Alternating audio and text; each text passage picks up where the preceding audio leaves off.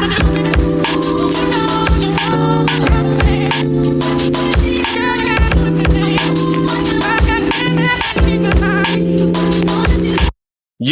what it do, man? It's your boy Smooth, aka Mr. Do What It Do, aka Always on the Move. This is episode 28 of the Phone Home Podcast. What's up, man? It's your boy Two, but never second. One for the money, two from the Phone Home Podcast show. Mr. I can't keep him off me. She wanted at night like sleep, and in the morning like coffee. My brother Three on the show that ain't here today, man. So what up with your Bill? What's happening? Eric, man, here. Jumaine Jupiter, Commission Cowboy. Blessed to be here. Episode 28. Shout out to Vic Ballard. Legendary episode coming. And shout out to Chris Johnson, baby. Two legends that were the number 28. What you got, Willie? Man, all praise to the Most High, man. It's your boy Terrell Tarantino, a.k.a. Terrell Wheels, a.k.a. T-Wheels, a.k.a. T-Wheels on the tank, a.k.a. the Cara Blindada, a.k.a. the Iron Fist hitting you harder than ever.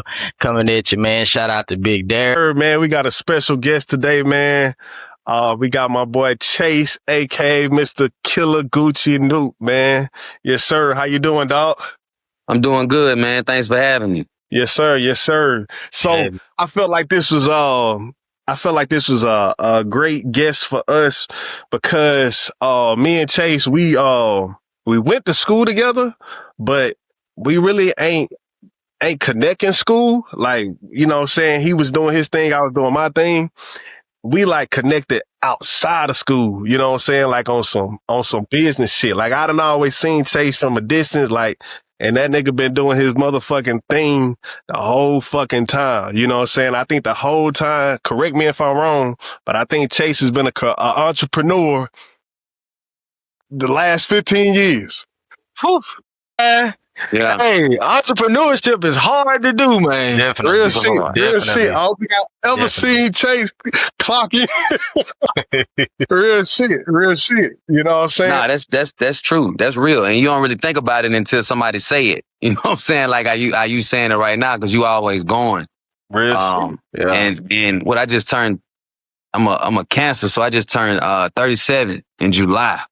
And so really my entire adult life, of course, in my college years, I had like a little part-time job here and there or whatever. But just as far as like career, like my career has been entrepreneurship the entire time, really since 18 all the way into 37. So over half my life, because double would have been 36.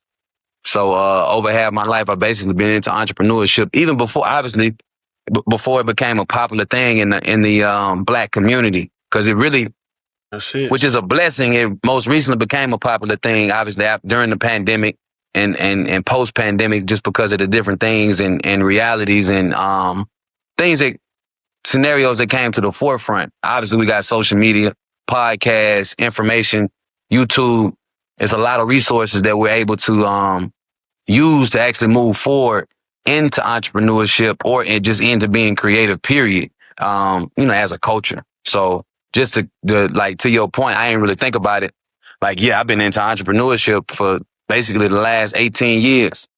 Real shit, bro. Somebody watching, even when you don't think they is, bro. You know Right. what I'm saying? Real shit. Like, I think, and we connected really off the strength of my best friend Crystal. Like, you know what I'm saying? I seen them working together.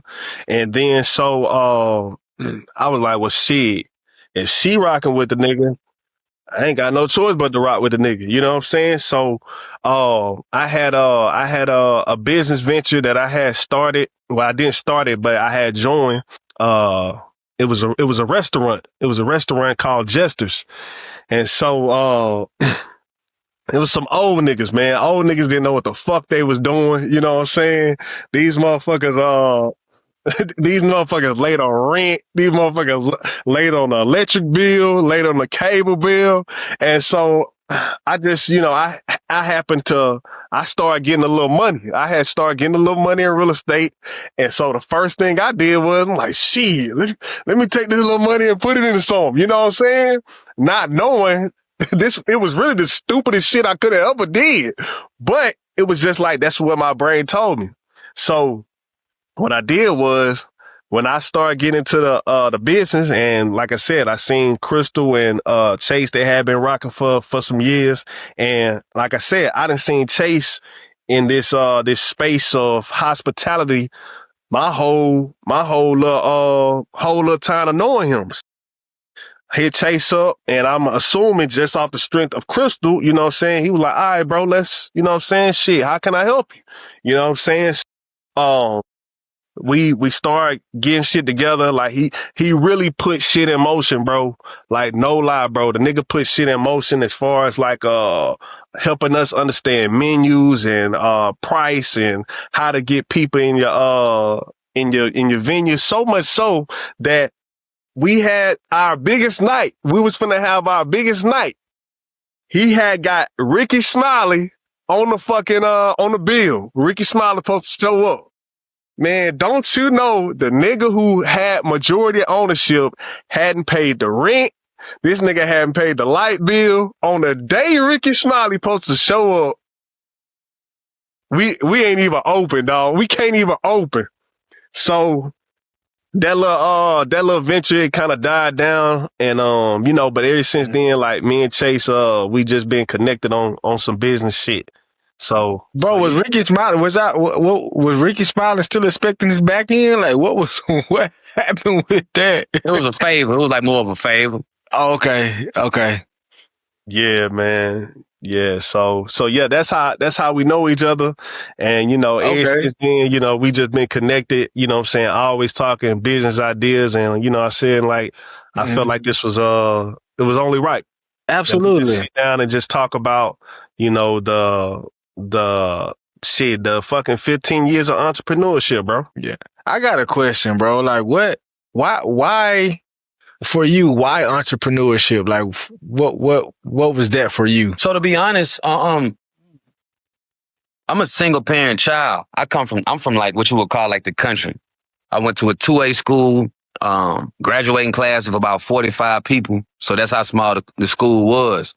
And so being raised by my mom, my dad was around somewhat in distance, but being raised by my mom, like leaving, I'm from Tanner, Alabama. It's North Alabama. Leaving there and coming to Birmingham, I was comfortable to come to Birmingham because we had some athletes that left where I'm from and went to UAB, played football.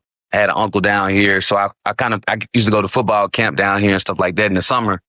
And so it led me to Birmingham. And the reason why I say that is because as I got to Birmingham, I've always been like a very progressive person. Like even my first job at Burger King, and when I was in high school, like, when you work at Burger King or if you ever worked at McDonald's, like back then you got minimum wage and they'll give you however many cents raises based on however many positions you can learn.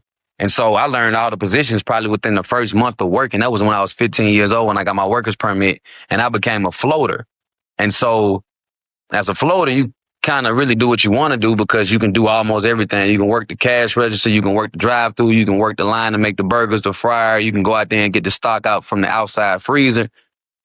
And you getting out there in the dining room, clean up the dining room, you float. So it gives you flexibility, it gives you leverage. And so that was where my mind was at 15 years old.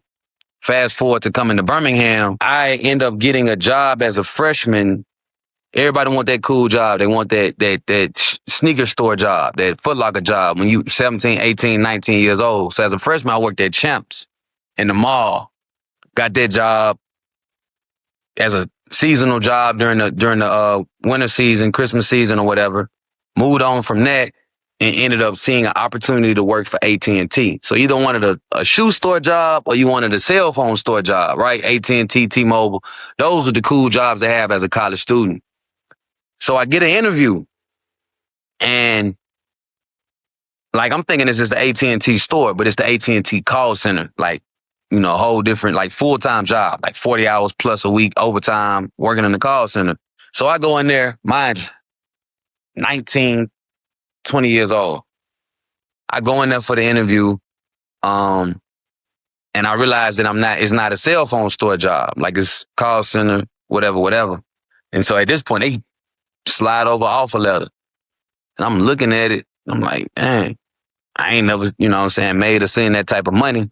Really, not really thinking about the fact that it's a full-time job. So long story made short, I take on the job. at 19 years old, I'm making $50,000 a year. Like that was my pay rate plus commission. So I'm like, if I had to stay the full entire year, I think I did stay a full year that first year. I probably clocked like 80,000 or whatever at 19. This was in 2007 or 2007. And so I'm like, Man. but when I'm working there, I'm looking at the people. I see fat, sloppy people, old people, like all type of people, right? You know what I'm saying? Nothing against fat people, but I was young and I'm looking at it from a scenario of like, they're sitting in that cubicle all day long. And even at that young of an age, I had a mindset. I'm like, man, I can't do that. My mom worked in a plant. My dad worked in a plant. They did the same routine like every day for my entire life, even before me, right? And so I'm like, I knew what mental health was before mental health even became a thing. I wasn't calling it that, but I'm like, I can't do that, man. I'm not going to be able to, you know what I'm saying? Like, it ain't going to make sense. I'm going to mess around and come in here, get used to this money, and I'm going to quit school. I ain't come to Birmingham to not get my degree. And so I'm like, what I'm going to do is I'm going to milk the cow, I'm going to run the bag up. Mind you, I'm on financial aid. I don't even got no bills. My mom, she was taking care of whatever because she was smart with her money as she was raising me. So I really ain't had no reason to have a job besides having extra money, but I had a lot of extra money. So I found myself working that job. This was before I ended up getting into fraternity and pledging and stuff like that. So I'm working that job, like mind you, and young with it. I'm staying on campus. I'm staying in Ras Hall. I got to be at work at 6 o'clock. I got to be at work at 6 o'clock, right? I'm waking up 6:40. I feel like going, all right, let me hop up. I wake up, I kid you not. It was the call center was down to 8, about 10 minutes to be exact from UAB's campus. So I would wake up 6:45, hop up, then took a shower. If I didn't, 19. Throw my shoes on, hit it, speeding down 280 to get to the call center to clock in. You got to be there at 6 o'clock. You can't get on that phone past 6:03. Then you're gonna get that adherence and all these different things. But I was so good that I kind of was able to beat the system with my management because my sales was going crazy. Like I hit as soon as I hit the floor and I learned the call center system. It was AT&T, so they selling direct TV at the time. Then they went to Dish at some point. Cell phone service, home phone service, the internet. You know, always even down they still was doing dial up at that time, but then wasn't nobody getting dial up. They was getting the lower grades of what we would call high speed internet back then because it was 07. And so, mind you, I'm like, man, I can't be here, but I'm getting these commission checks. Not only commission checks, they would have sprinters. So when you come in, they'd be like, all right, I got $100 Walmart card for the first person to sell 2 DSLs or 2 cell phones a day. Get on the phone, people calling like, oh yeah, I was calling about my bill. I'll flip that whole conversation from you calling about your bill like, oh, I see with some ways you can save money today. Looking at your bill, you're paying X, Y, and Z. I can get you a new cell phone. I'm pretty sure your cell phone is out of date, yada, yada, yada, boom. Knock them out. By the time it's 12 o'clock, I got like $200 gift cards to Walmart. I'm living off gift cards, and I'm still clocking a check. Mind you, on the east side of town in Bessemer, they had this thing called the Watermark, Polo Outlet. I'm, at this point, 19 to 20 years old. I ain't even got no bills. So I'm walking away with 2,000 plus every 2 weeks. Man, I'm polo short. I'm like Young Dro. Black boy, white boy swag. I'm talking about not even looking for no discounts. Like I'm buying it straight off the shelf at 20 years old.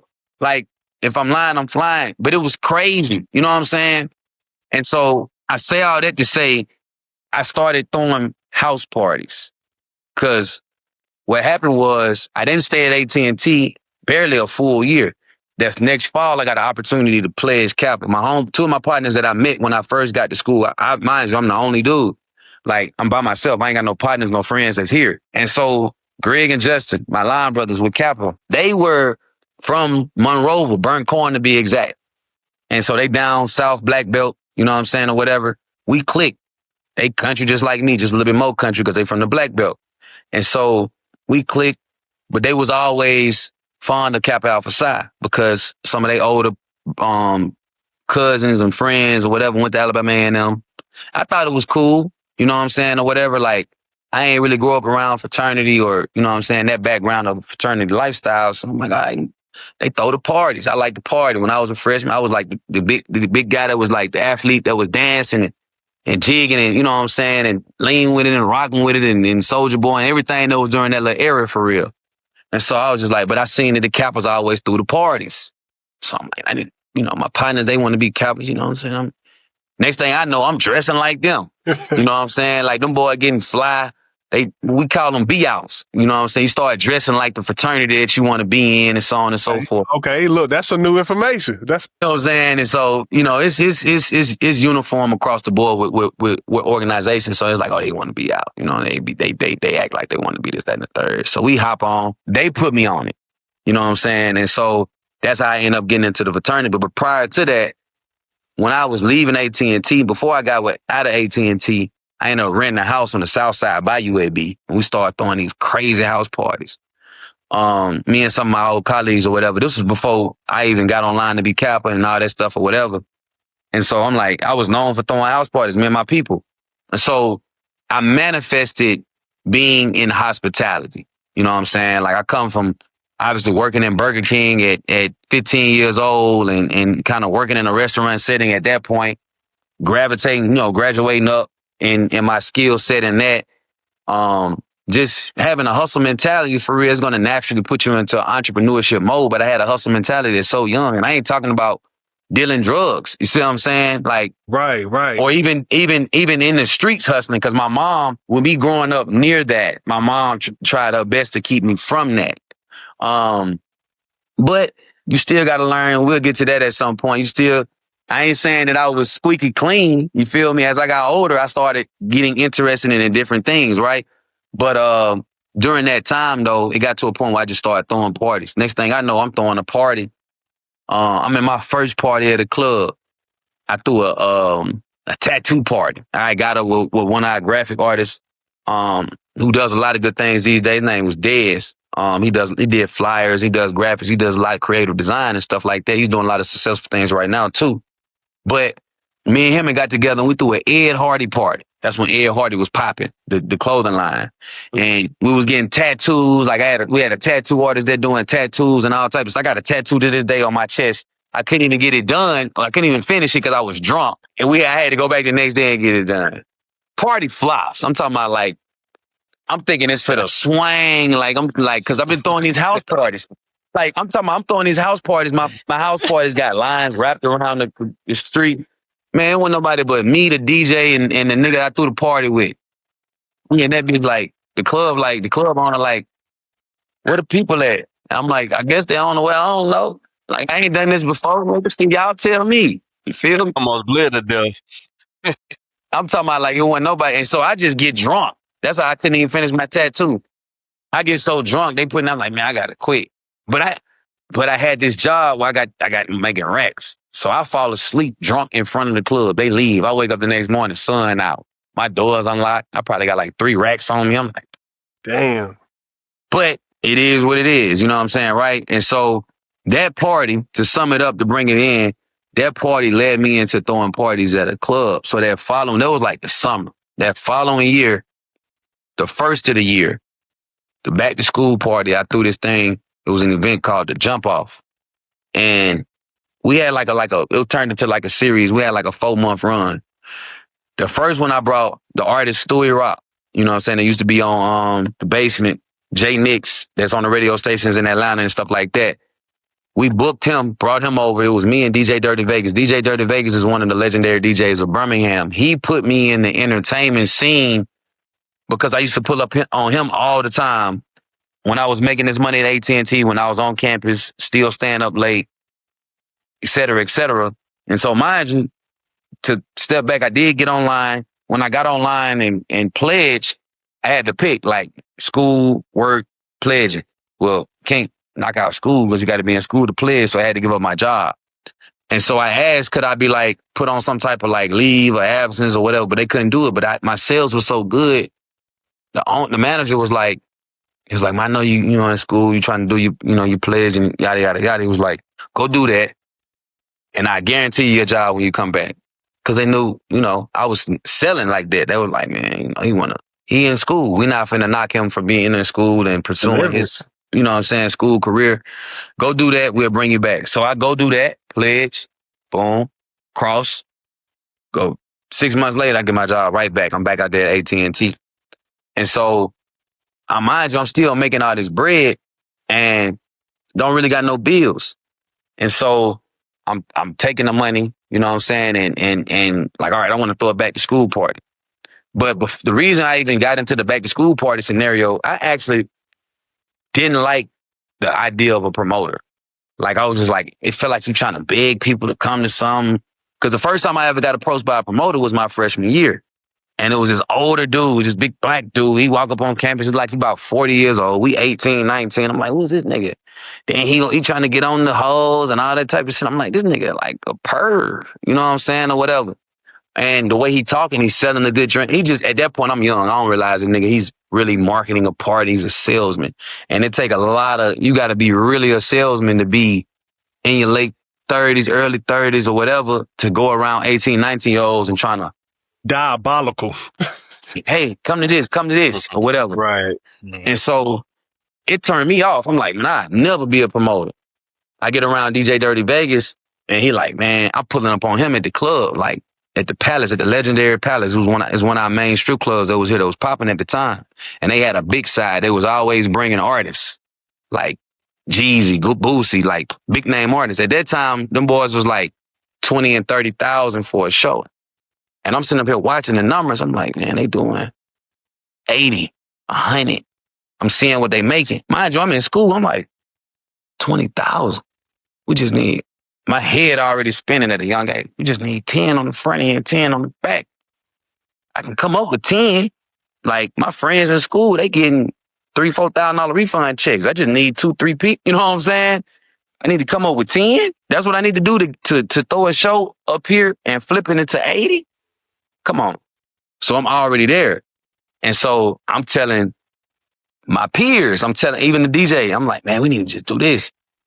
And I couldn't understand why they couldn't understand it. And there's still stuff like that to this day. And it's just like, cause it's not in their peripheral. You know what I'm saying? Like they don't understand it. They don't understand the business. They don't see, if you break it down to them, they probably could comprehend it, but to actually necessarily fully understand it, you got to be in it. But I'll say too, like, if it ain't a nigga idea, if they don't come up That too. that idea first, it's like, nah, I don't really want to. So that's doubt. So that's more of a doubt scenario, because I was in a world where my peers wasn't even going to be exposed to. So they was never going to even have an idea in the ecosystem that I was in.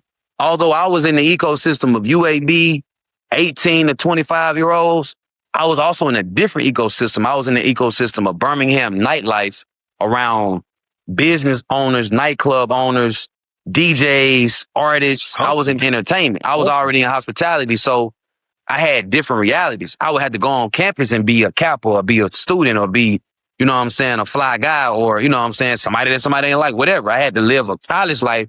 And then when I left off campus, I was living an entrepreneur life already and didn't even really realize it, because I'm already doing what? My market research. You get what I'm saying? And so as I'm taking it to even my DJ and I'm taking it to my friends, bro, all we need is 10 and do boom, boom, boom, boom. And it's proof. Like we sitting up here looking at the results of concerts at this spot. And I done built a relationship with the owner. So he like, if you book this artist, I'll give you the door. Of course he gonna give me the door because he gonna make all the money at the bar, right? And so I'm like, well, I can get at this point, I feel like, all right, I done got in good with the owner. We know how to contact the artist. We just need the 10. And so that's where that part of the hospitality and the mindset, as far as like my body of work, built all the way from 19, 20 years old, trying to do a show to flip 10 into 100 potentially, became the mindset. You know what I'm saying? All trying to do a show. And then matriculated back into like, I started implementing things that I even learned in the School of Business in the daily walk that I ended up, as I graduated on in the mid-20s, late 20s or whatever, certain stuff started making sense. Some of the terminology that I learned in School of Business, you know what I'm saying? Like scaling a business and, you know what I'm saying? Net income, gross income, all these different things. And that's one of the things that kind of gave me an edge or an advantage even over my new peers, which would be people in the hospitality industry, club owners, so on and so forth. Even though they had been doing it for years, They had more of a street mentality, which is good to have because numbers is numbers. But I learned it from a school of business mentality also. A lot of people use the dope game and school of business a lot if you ever been exposed to both because it's all a numbers game. And it's how do you envision the numbers? How do you make the numbers? And how do you maintain the profit, the equity? How do you maintain that? And then we started talking about diversifying your portfolio. You get what I'm saying? So once you acquire a certain level of wealth, even if it's wealth of knowledge, how do you diversify with your portfolio? And so at a young age, that's what I started doing. So long story made short, in that part, it was like, they kind of talked me out of like, let's do a show. It was like, man, just do a back to school party and let's bring a little small artist. So I'm like, that ain't what I'm really trying to do, but let's do it. And so I'm like, maybe that's a starting point.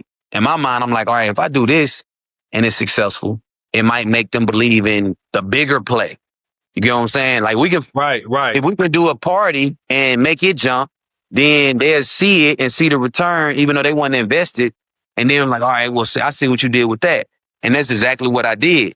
And so we brought Stewie Rock back to school party, went crazy. I think we did like $8,000-$9,000 on the back to school party. Stewie Rock ain't one nothing but a rap. He wanted a band. I got the venue for a bar guarantee through my uncle. My uncle was he's in the entertainment industry as well. He's been doing like Magic City Classic. He used to do the triple set, a very legendary series that would happen every classic that he partnered with the city, and he'll have like 3 venues on one block. It was called Magic City Classic, the triple set. He would do it like on Thursday, Friday, and Saturday of classic. And so he had a lot of connections, a lot of ends, and relationships with the non-black owned venues. So like some of the venues that probably wouldn't be as friendly to us if we went on a regular day or whatever. You see what I'm saying? Right. And so that's another thing is like, he's a graduate from UA. My uncle was in the band at Alabama. He's an Alabama Roll Tide to death person. But he's one of those black individuals that massages relationships with other races, whether it be mainly whites or Hispanics, Asians, so on and so forth. Him being in entertainment, he ain't really just get into the urban world and stay in that world. He had a lot of relationships, and he leveraged that relationship to give me the venue for like a bar guarantee. What is a bar guarantee? So a bar guarantee is instead of you renting the venue, you basically guarantee that the venue is going to make a certain amount of money at the bar. So if you want to like avoid like a rental fee, if they offer it, like, so somebody might be like, all right, you can rent this venue for $2,500. The venue going to eat the whole $2,500 because you rented the venue and you feel like it's valuable enough for your event or for you to make money if you're doing it for money or whatever, to where that venue has a value of $2,500 to you. That's why you move forward. But sometimes in hospitality, of course, it's good if you can make that $2,500. If I'm a salesman, if I'm a manager of a venue, I want to make money outside of just our product, which is food and beverage. So if I can get a rental fee, I'm maximizing our income. I'm maximizing our revenue. Because right now, our revenue is only based off of food and beverage. You know what I'm saying? So if I can get somebody to buy air, meaning they're just buying the space, they're renting the space, not only am I getting the rental fee, I'm getting the food and beverage revenue as well. So is that bar guarantee? It's on you. On who? It's on you. So when you get it, instead of you giving them $2,500 to rent it, you're going to guarantee that they make. So you might have to put down a debit or credit card as a safety deposit for them to hold the card or whatever. But you're basically saying that it's going to be $2,500 spent in food and beverage during your event. But this is my thing. Do you got to have leverage? Do you got to have some credit? Like, do they have to know who you are for them to even invite that bar guarantee? It depends on the venue. Some venues, it's automatic that they do a bar guarantee. Even if you rent it, they still want to, more so like the non-black or the non-urban venues, they're going to be like, hey, if you go to this particular restaurant, like it's a restaurant right here in Uptown by the stadium, they're going to be like, oh, we want $2,500 for 4 hours, but we also want this particular fee. Okay. You know what I'm saying? Because that's a good manager knowing the value of their venue. And like, man, if you want to have something here, we want to make money off of a rental fee and we want to make money off the bar. But if they just a little bit more like, oh, we're gonna just stick with the bar guarantee, they won't hit you for a rental fee. They might hit you for some fees because they want to pay. They want to make sure that they bartenders is tipped. So they might calculate like, oh, it's gonna be a $500 fee. And I'm the manager. I might have 2 solid bartenders that's working with me. I might be like, that 500, 300 going in my pocket, 100 going to this person, 100 going to that person because they going, you see what I'm saying? Okay. So I'm maximizing because I'm not getting none of the revenue from the bar that's going to the entity or whatever. So it's so many ways that you can skin the cat, and it's a numbers game. And it also depends on where the establishment at that point in time. Are they sales low? Do they need a kick? Do they need a boost? Do they need to grab all the money? Do they need to squeeze all the money so they can pay their bills and handle their affairs? Or do they want to set a standard of like, man, this is top notch. If you want to have something over here, you're gonna have to spend it. So, the numbers game can go on and on and on. So let me ask you this: How do you go about choosing a venue? So I go about choosing the venues. When you was in that world, how did you go about choosing venues? So the reason why I got that venue is because it was, I'm keep it blunt on here. It was a white venue. It was a venue that no other promoter was really throwing parties at. So my thing was being able to throw a party or an event at a venue that we really never had access to or control to. It gave me leverage. Being new in the game, I don't got to go because all the venues that I probably could throw something at that was black owned was hood. They was ratchet. Yeah. So my ability to convince the UAB crowd, my colleagues, my friends in school that I'm in school right now is like, they don't want to go somewhere where they know they fight, where they got to go and deal with the locals. You see what I'm saying? But if I'm taking them to a spot that they hear that the white girls go to or the white guys go to, the white fraternity, the white sororities on a regular basis because it's a popping club, but I'm able to get this same club off of basically face or the ability to bring in a crowd, I got an advantage in the market, even though I wasn't in competition because there really wasn't no other college promoters, but you're still in competition with nightlife, with clubs, period. So how did the white venues embrace that though? They embraced it because we were spending money. Okay. You know what I'm saying? That's what that bar guarantee. So that night, I killed the bar guarantee. Because if I didn't, I was going to have to pay the difference. So say if it was a $3,000 bar guarantee, but the bar did $2,000, I was going to owe them $1,000. You get what I'm saying? But when I learned as I got older, I was like, I used to always, at the beginning of my years, I used to be like, man, we got to make this, or I'm going to have to pay this. But as I got older, I'm like, if the bar guarantee $3,000, I'm going to just ask them what's been spent at 1 o'clock. If it's $2,500, that's when I got older. I mean, let's buy a couple bottles. We're going to make it hit $3,000. What you mean by buy a couple bottles? So if we $2,500 out of $3,000, you buy a couple bottles, your bar sales. Okay. See what I'm saying? Okay. Or I can just be like, hey, the bar hit $2,000. Oh, I'll give you the other $1,000, but give me $1,000 worth of liquor.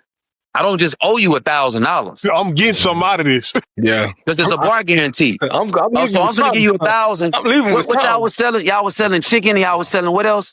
All right, give me 5, 10 chicken plates. Give me 2 bottles. Okay. And you know what I'm saying? A hookah before I leave. And, they go to $1,000, whatever. Yeah. So now I can go back. Hey, bro, I got a bottle. Shoot me something on that. Hey, I got these wings. Y'all shoot me. You know what I'm saying? Whatever. But I learned it as I got older. At the beginning, I'm like, oh my God. But that first event, I hit the bar guarantee. At that point, they was like, oh man, you ain't got to worry about no bar guarantee. Just keep throwing events here. I bet. You get what I'm saying? And so me being that young and learning these things in real time, and I'm also learning in school, but I just went back to school, got my degree from my mom. I wasn't paying attention, man. I took a lot of classes over and over and over again. My GPA, I ain't even ashamed of it. I think I graduated with the bare minimum GPA you can have to walk the stage. Right. Because I was so deep off in Birmingham raised me. You see what I'm saying? I came to school at 17 that summer. I tried to play football, walked on the UAB, quit, yada, yada, yada, because I was a football player in school. But then once I got exposed to that nightlife at college, being at the Club Continental and the Carter and all that stuff, man, I got too exposed to the social side. Yeah. You see what I'm saying? And so that fueled the hustling in me, the hunger in me as far as like, all right, and then it was easy. And then it's cash money. So you got the door, you making, $2, $3, $4, $5,000 at the door. Mind you, I was still working at AT&T. So I got to a point where I got just shoebox money and I'm not selling drugs at this time. You see what I'm saying?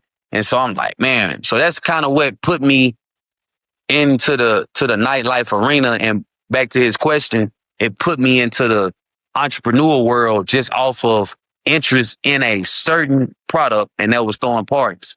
Once I started throwing parties and I started navigating and started creating relationships, it was easy. And then to the point of me not wanting to be a promoter and pass out flyers, I did it in the most nonchalant way. I did something that wasn't new up under the sun. I created a street team. So I had a bunch of like freshmen, little young guys who were just like, man, like y'all want to get in the party for free? Mind you, at this point, I'm like 21, 22, 23, in that range. And like, yeah, man, it got to a point where it's on my Young Fame page right now. It got to a point where I had youngsters like at Miles, A&M, UAB, you know what I'm saying? They wearing t-shirts. I got them with the gear. It was Young Fame Nation. And so I ended up creating Young Fame Nation, logo, brand, the whole nine, and it was up. You know, it's almost like somebody like, I created a record label. But look though, like, you know, this was when like me and Chase, we really didn't know each other. But like, bro, I thought Young Fame Nation, I thought that was like a fucking organization. Like real shit. Yeah. So to his point, you know what I'm saying, how far it stretched, like I thought that was a, you know what I'm saying, a whole a big entity. So that's really brand building. Like you had a whole brand in Montgomery, in Birmingham, it sound like. Yeah, and then the YFN, like it matched the time. It matched the time. Young Fame Nation, like it matched the time we were in, you know what I'm saying? As far as like when niggas had like they group names and shit like that. Yeah. So like shit, I heard that shit. Right. I thought that shit was, it was Young Fame Nation. Yeah, right. Because at the time, what we had going on, we had like was that like the futuristic? Yeah, going on. Hey, speaking of futuristic, can you remember what song at the time had the club rocking back then? Like, you play that mode, you know it's finna shut the joint down. So during that time, that was that. I ain't even gonna lie. Like when Young Fame took off, we were still coming out of that Gucci era, that Boosie era. Cause you know, 05 to 07, 08 was Gucci, Boosie and Jeezy's era. Like still strong. Yeah. And a little tip. But then, you know, we started transitioning into that Roscoe Dash, that Travis Porter. Right. Yeah. And so we had, like a lot of the Roscoe Dash, Travis Porter, that whole era, like, was pretty much going on during that time. And then as I even got even better with my brand, that's when K Camp, you know what I'm saying, started kind of like evolving around 2011, 2010, 2011 for real. Niggas really sleep on like K Camp little movement, man. Like niggas really sleep on K Camp for real, bro. Yeah. Real, bro. Yeah. So this was like, you see it in the camera, like, I had some of them boys like this boys at Miles College. You know what I'm saying? Photo shoot with the hoodies on. It's the spa. You know what I'm saying? With the shirt on, and these guys, they walking on Sanford campus. So they got the same crew neck on, but it's blue. You know what I'm saying? Then I got real shit, bro. I got these boys over here standing on the steps at UAB. Same crew neck, but it's green. Yeah. And you just coming up with these ideas from scratch. From scratch. That shit crazy. And so, and it's crazy, man. You know, when I was throwing the parties, you see how life coming full circle. Like, I've lost a few individuals, like car accidents to murders to all that. Cause mind you, these guys that I was kind of like, so it got from where it was bigger than just obviously UAB. It was other schools, and it was a lot of different guys that was like from Birmingham. So they from the city, went to different high schools, Parker, Winona, Carl, you know what I'm saying, whatever it was. And so what you would call, like what the UAB students would call, they was the locals. But these guys just so happened to go off to school somewhere else. But they latched on to the brand and they took it to their school. And I say all that to say, even though I was young, I had younger guys up under me. Like now, I'm 37. The guys that was pretty much on my street team when we was heavy, they 31. So I was 6 years older than them, which you can imagine by the time they was like 18, 19, you got to think, man, I was 20, 25, 24, 25, 26 pulling up to the club in the CLS 550 Benz. You know what I'm saying? Like 60,000 or more, you know what I'm saying, plus car.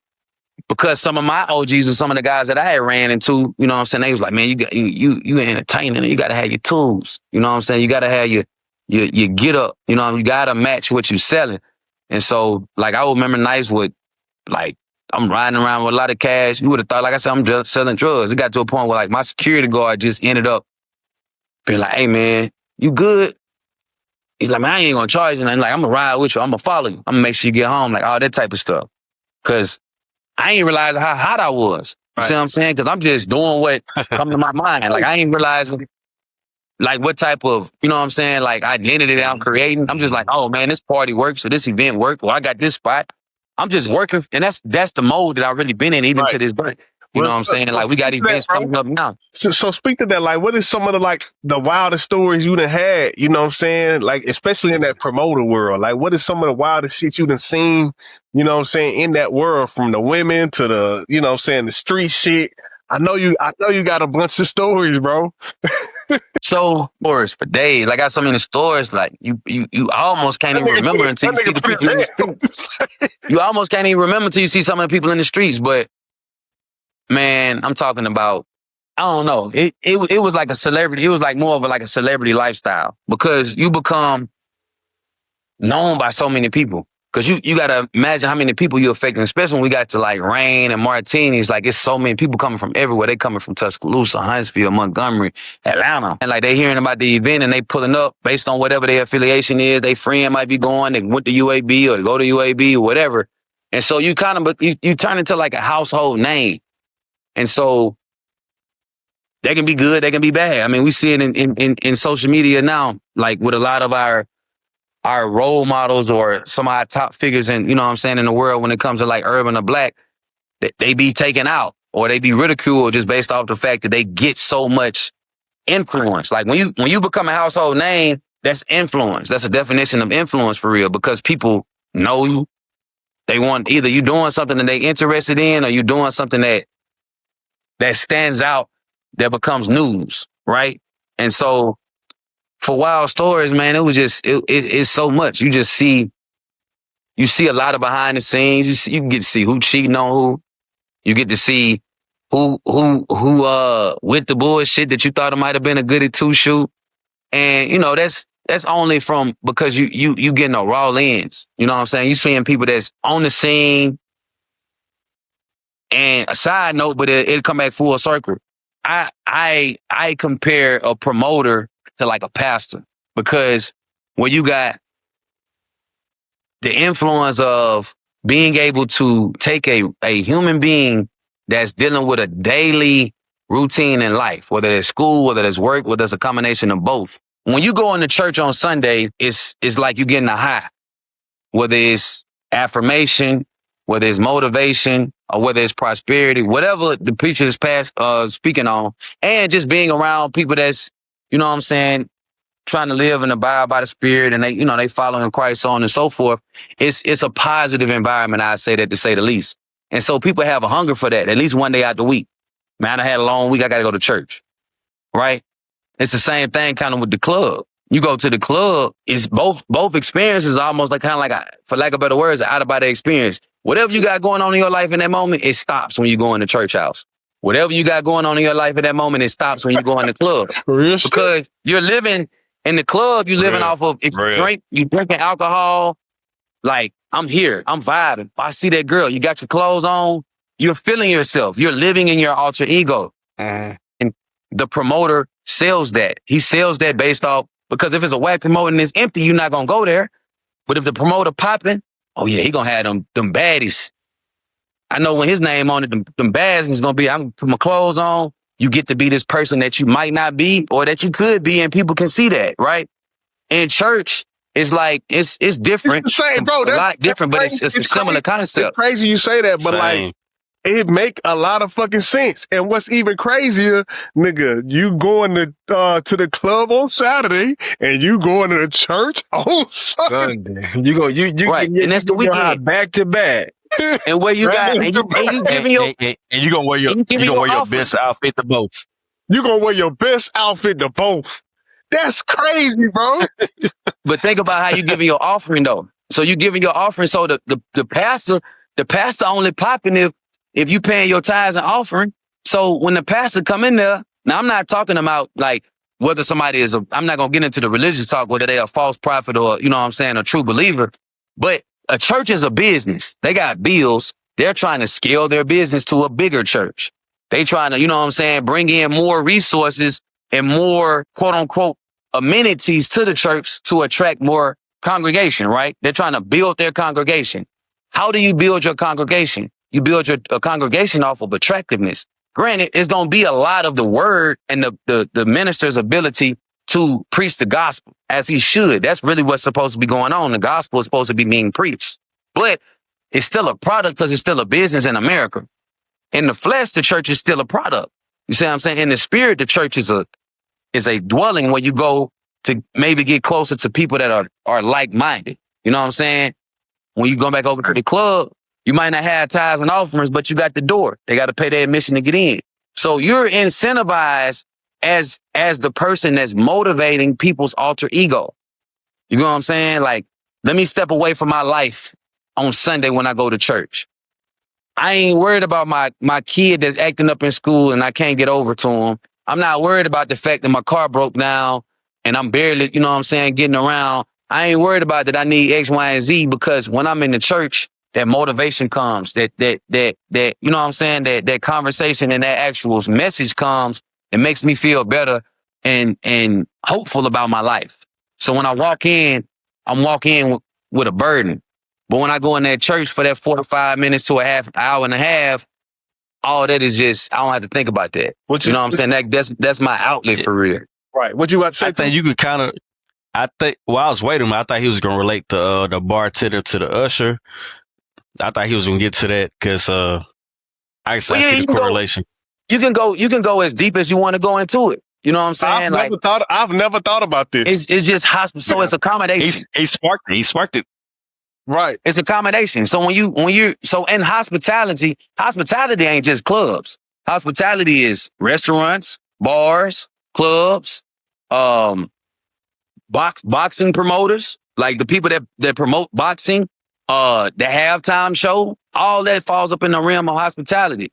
Tours, carnival cruises, like everything, amusement parks, all that falls within the realm of hospitality. Basketball games. You see what I'm saying? Like, oh yeah, NFL. All that falls in the realm of hospitality for real. And so, when I say all that to say that, like, the church is trying to scale because it's a business. So again, however they can accommodate their congregation is going to make it advantageous for them to go out and tell other people to come, which builds the church up, which makes the church bigger. Now the church can scale. Now they're making more money in their tithes and offerings. And I'm not saying this in a negative way. It's just business is how it goes. They just have a different message. Yeah. They're giving you a message of prosperity and what you need to do to live a straight and narrow life and path the way that, you know, walking like Jesus and trying to find your way to heaven. Yeah. The club is just entertaining the flesh. Come get this liquor. Come look at these women. Come look at these men and, you know, be married. Step away from your regular life for a couple of hours, 2, 3, 4 hours. And boom, get your fix, get your alcohol in your system, so on and so forth. And so a lot of people don't really understand, you know what I'm saying? Like, so when we talk about entrepreneurship, we talk about what is entrepreneurship. Entrepreneurship is basically being like independent or starting off independently, creating a product that can be consumed and you can find a way to make the product make sense for you, whether that's monetary wise or whether that's just making you feel good or whatever. You're putting something out in the universe on your own and you're not relying on anyone else to control how you operate. You see what I'm saying? Mm-hmm. To me, that's what entrepreneurship is. Right. But how do you become successful in entrepreneurship? It just depends on your lane. It just depends on what product you're pushing. Yeah, it also depends on what your measuring stick is, because what one person might call successful, another person might not call successful because everybody got a different measuring stick for real. So when we get into the entrepreneurship talk, it really comes back to what is your measuring stick and where you at. Some people do entrepreneurship as a side thing. Some people do entrepreneurship as this or I'm dead. You get what I'm saying? Yeah. So, but go ahead. Nah, I was like, speaking of entrepreneurship and just the club scene, period. So a lot of the social media posts about the club scene, right? It says that the club scene is dead because now it's not the same as it used to be. Everybody's selling sections. Everybody, if you ain't selling the section, you ain't selling the bottle. Like the last time I went to a club, like everybody had a section. It was not fun. You know what I mean? So like in that space, do you think that the club scene is dead, or like did you see that curve coming and did you jump out of it? You know, what's your thoughts on that? Smiling. I see you smiling. Yeah. Nah, it's funny because He had an instant thought. nah, my line brother, we had a debate about this. He lives in Atlanta. Okay. Miles, my line brother Miles, he would make in our line group text messages, group text or whatever. He started talking about the same thing that you just asked. And I said the section the section nightclub style is still live and in effect because the culture of the club changed from the pandemic. And what I mean by that, before the pandemic, we wasn't drinking like how we drinking now. Like, shot o'clock. Oh, it's your, like, black people didn't even understand the etiquette. Well, young black people didn't understand the etiquette of rounds. You get what I'm saying? And so, y'all might go out as four y'all. The adult etiquette, like, either y'all hang out enough to know what each other drinking, somebody gonna grab the first round. Somebody grab the next round. Cause we all selfish with our bread, right? You know, when we young, make our money. No, I ain't finna buy no girl. You have to grow up to buy a girl a drink. You know what I'm saying? But during this shot era, people got into heavily buying bottles, bottle wars. Like, see a shot, take a shot. Oh, give me $10 ripples or whatever. Like, when you see, oh man, take a shot. That wasn't what we was on before the pandemic. And pandemic had a lot, the pandemic, like the epidemic, like the Great Depression, we're still dealing with stuff from the pandemic as far as the way we reshaped our lives, the way we do certain things, so on and so forth. The pandemic was big and a lot of people don't understand it. A lot of people think it was like, oh, we just had to go get put up for a few months and we came back out. Nah. You got to think about politically, economically, a lot of things change, even with our actual daily habits. So I say all that to say, when we talk about the club and sections, it's a lot of clubs or lounges. So for one thing, let me address that. Yeah, that's a great club point. went from major big nightclubs to lounges. That's a great point.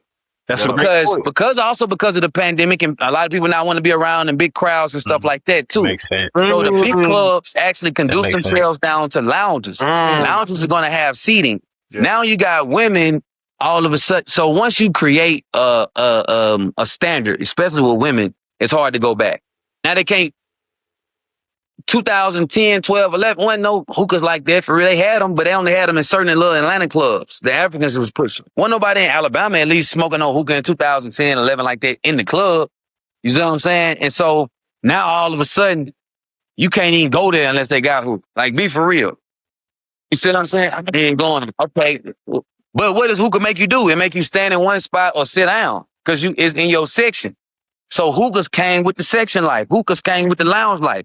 And so we was talking about, it was like, man, there's a lot of spots closing because everybody want that, go back to the old dancing mode. I said, well, that's because you talking about a group of people that you relate to. You're 36 years old. You talking about your colleagues and friends that don't go out on a consistent basis. The club has to cater to what's constantly coming through the door. It can't cater to that 35 to 40-year-old that's still trying to run their bag up so they not spending as much money in the club. They spending more money in real estate and 401ks or investment portfolios and so on and so forth. So they no longer have an interest at 35 to 40 years old to just go out and blow money. They have to cater to a young crowd that's looking like they got it on, and they really got to show that they got it on by buying bottles and living into that lifestyle that has now been created. The clubs or the lounges that can't keep up, they can't keep up because right now we're kind of basically going through an inflation. So all the extra money that was floating around that's sucked up, all that street money that was floating around, niggas is locked up. It ain't out there no more. And so the only people that's being successful was the people that's from the back in the day that already had the book of business, that had the Rolodeck and know all the dope boys, know all the athletes, know all, you know what I'm saying? Like a general person that just opened up a club or a lounge and thinking that they're going to copycat this and get the same success rate, that was good right during the pandemic and right post-pandemic. But now people only going out with a certain budget. When we talk about the commoners, the non-commoners is your league partners and your plugs, you know what I'm saying? They just got cash. They super liquid. But even if you're an engineer or whatever that's making six figures, like right at 120 to 200, you're not just blowing money like that unless you're just stupid. You know what I'm saying? Not at 35 to 40 years old. So a lot of those comments come from people that was in that era. If you're in that era, the club really ain't for you no more. Right. That's I want the opinion of somebody that's 21 to 29 that don't even know what the club look like without sections. Man, that's a great point because I mean you really hit it on the head because that philosophy is you see that from older niggas. And it's like, nigga, you ain't even in the club no more. You gonna come and talk about me because you came and visited my spot one time out of 3 months. You come quarterly, once a quarter. I can't, my business is not gonna survive off of somebody that's coming once a quarter. You see what I'm saying? So I gotta maneuver to the people, the socialites, the people that's constantly coming out. Not necessarily the YNs, but you know what I'm saying? People, and this also goes back to your market. Birmingham and Atlanta is two different markets. I tell people all the time, you can't compare what's going on in the A to what's going on in Birmingham because we don't have the same amount of young professionals that's single and outside. When you're in a more rural state like Alabama, more conservative, they don't have enough things to stimulate them like a Huntsville or a Birmingham. So imagine being 30 years old and you like, man, I ain't trying to, you stay in Alabama, man, I ain't trying to go outside, man. It's always whack. It ain't too much to do. So what do? You go get a little old lady, get booed up. Next thing you know, you got a baby on the way. You got your whole little family. Because it's nothing that's stimulating your outsideness, if that's a word. But in the A, you 30 years old, you making some bread, pop outside any day of the week. It's really a science. It's really a science. If you really like break down what you're saying, like it really is a science behind that shit for real. Mm-hmm. You know? So if you want to stay single and you ain't trying to get no kids right now and you want to see a lot of baddies or whatever and run into all type of movers and shakers and you'll never know who you're running to, whether you're in Atlanta or DC or Houston, those particular type of markets. Like if you're 30 years old and you got a certain type of degree, I would encourage you to leave. Because if you stay in an area like Birmingham, Huntsville, where ain't nothing going on, first off, you a catch because you making some money and you single and you ain't got no kids. So you gon' like everybody gonna be on you. Like it ain't gonna be no chick that you can't get. Mm-hmm. But when you go to a city where it's y'all are a dime a dozen, you still gonna be able to get women, period. But you able to be in a mode where like, man, I ain't really trying to get no relationship. I'm outside. I'm gonna go. Matter of fact, I'm in the A. So say if I make $140,000 a year, I'm gonna be able to find 2-3 niggas that's on the same type of time I'm on when we gonna wreak havoc through the A. But if you in Birmingham, if you in Huntsville, you probably ain't gonna find 2 niggas that's doing what you doing and making what you making that's available. Cause they probably, if they is there, they probably got an old lady or a kid or a family going on. So you really just solo. So what does that do? Now you're lonely. Hey, I've met this little chick. Now every weekend, you know what I'm saying? You're laid up. And we already know what that lead to. You know what I'm saying? You know what I'm saying? Like it's really a science behind, absolutely. You talking about. You know what I'm saying? Yeah, no, all this shit is a science. Real shit. Once you break it down, you know what I'm saying? Because with any product, you have to study your consumer. Mm-hmm. Yeah. And so if you know how your consumer is and what their actions are and what their routine is, you know how to sell to them. So back to Bill's question though, like, how do you feel about the pricing in this shit? You know what I'm saying? In the club scene, how do you feel about the pricing? Like, motherfucker, like, you know what I'm saying? You go get that same Hennessy bottle for $69. You go to the section, that motherfucker $500. You know what I'm saying? Well, that's going down with inflation. That was a point I was gonna bring up because I gave that example to Miles as well. So you got market rate. So this like business 101 too. Every product has a market rate, has a market value, right? So the best example I can give you, if AG Entertainment got a nightclub and they selling their bottles for $450, They got the sections. They got the whole layout. They the goats in this shit. Such and such go open up a lounge and look just like his. He don't got the ability to bring a crowd. So what he gonna do, and this gonna answer the question in a second. What he gonna do is he gonna come in with them same bottles for $4.50 and sell them for like $3.50. He gonna try to shade the points down a little bit. Like, all right, I'm trying to get some of his crowd, so I'm finna make the better deal. He do $4.50 on his bottle, we're gonna do $3.50. You open up, you still can't really get no crowd for real. But you know, just like you said, the bottle gonna cost them $69, $60, whatever. So you're like, man, he can't be that good. I gotta get these folks over here. So you drop your bottle down from $4.50 to not just $300 or $3.50. You drop that bitch down to $2.50. And that's what you're starting to see. If you starting to look at some of these deals and some of these flyers that be floating around on the internet, I seen some shit the other day. They said a bottle of Don Repo for $100. I said, damn. they telling niggas, bro, bring your ass to my club. But what that does is, so, all right, now AG Entertainment over here selling his bottles for $4.50. He got the dope boys, he got the whoever, athletes and shit.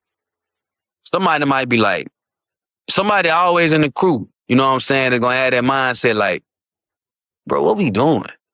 Like, man, we in this same spot every week. Ooh, man, they got the bottles over there for $2.50. Shit, we can go over there and get basically 2 for 1. We ain't fucking with these hoes like that. No way. Why we keep spending $4.50 on the bottle for these? Look. Ooh.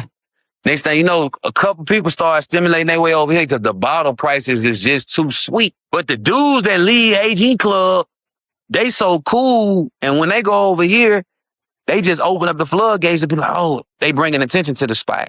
So now, like, AG splitting the market. So either AG finna goddamn send a shooter your way and find some way to get you shut down. Damn. Or like, not like with a gun, you know what I'm saying? But, yeah. Like, just somebody to just disrupt your whole little campaign. Right. Does that happen, bro? Fire. Yeah. Whether it be the city, health department, anything. Like, if I got enough bread, enough power, business always turn into politics. That's why politics is business.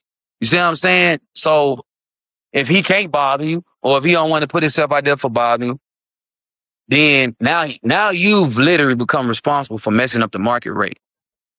Because now he has to lower his bottle price.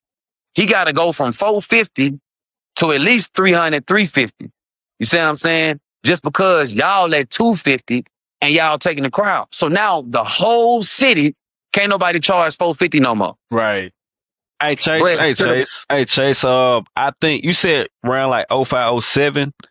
Mm-hmm. Are you familiar with 40 from Hattiesburg? No, I haven't really heard the name. Okay, so 40, that's a group from Hattiesburg. I think like the DJs, they had DJ T Lewis, DJ T Money. Yeah, I know T Lewis though. I know T Lewis for sure. Yeah. So they was like really like the big the promoters, like that was the group.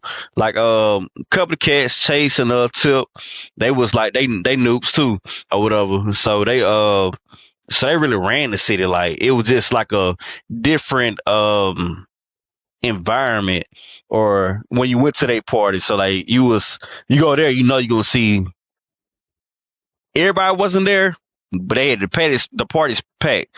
The girls that you like wanted to see that but didn't really go outside, they was outside for them. Then in like Fashion Week or some shit. Right. And, just I see the correlation with some things you saying.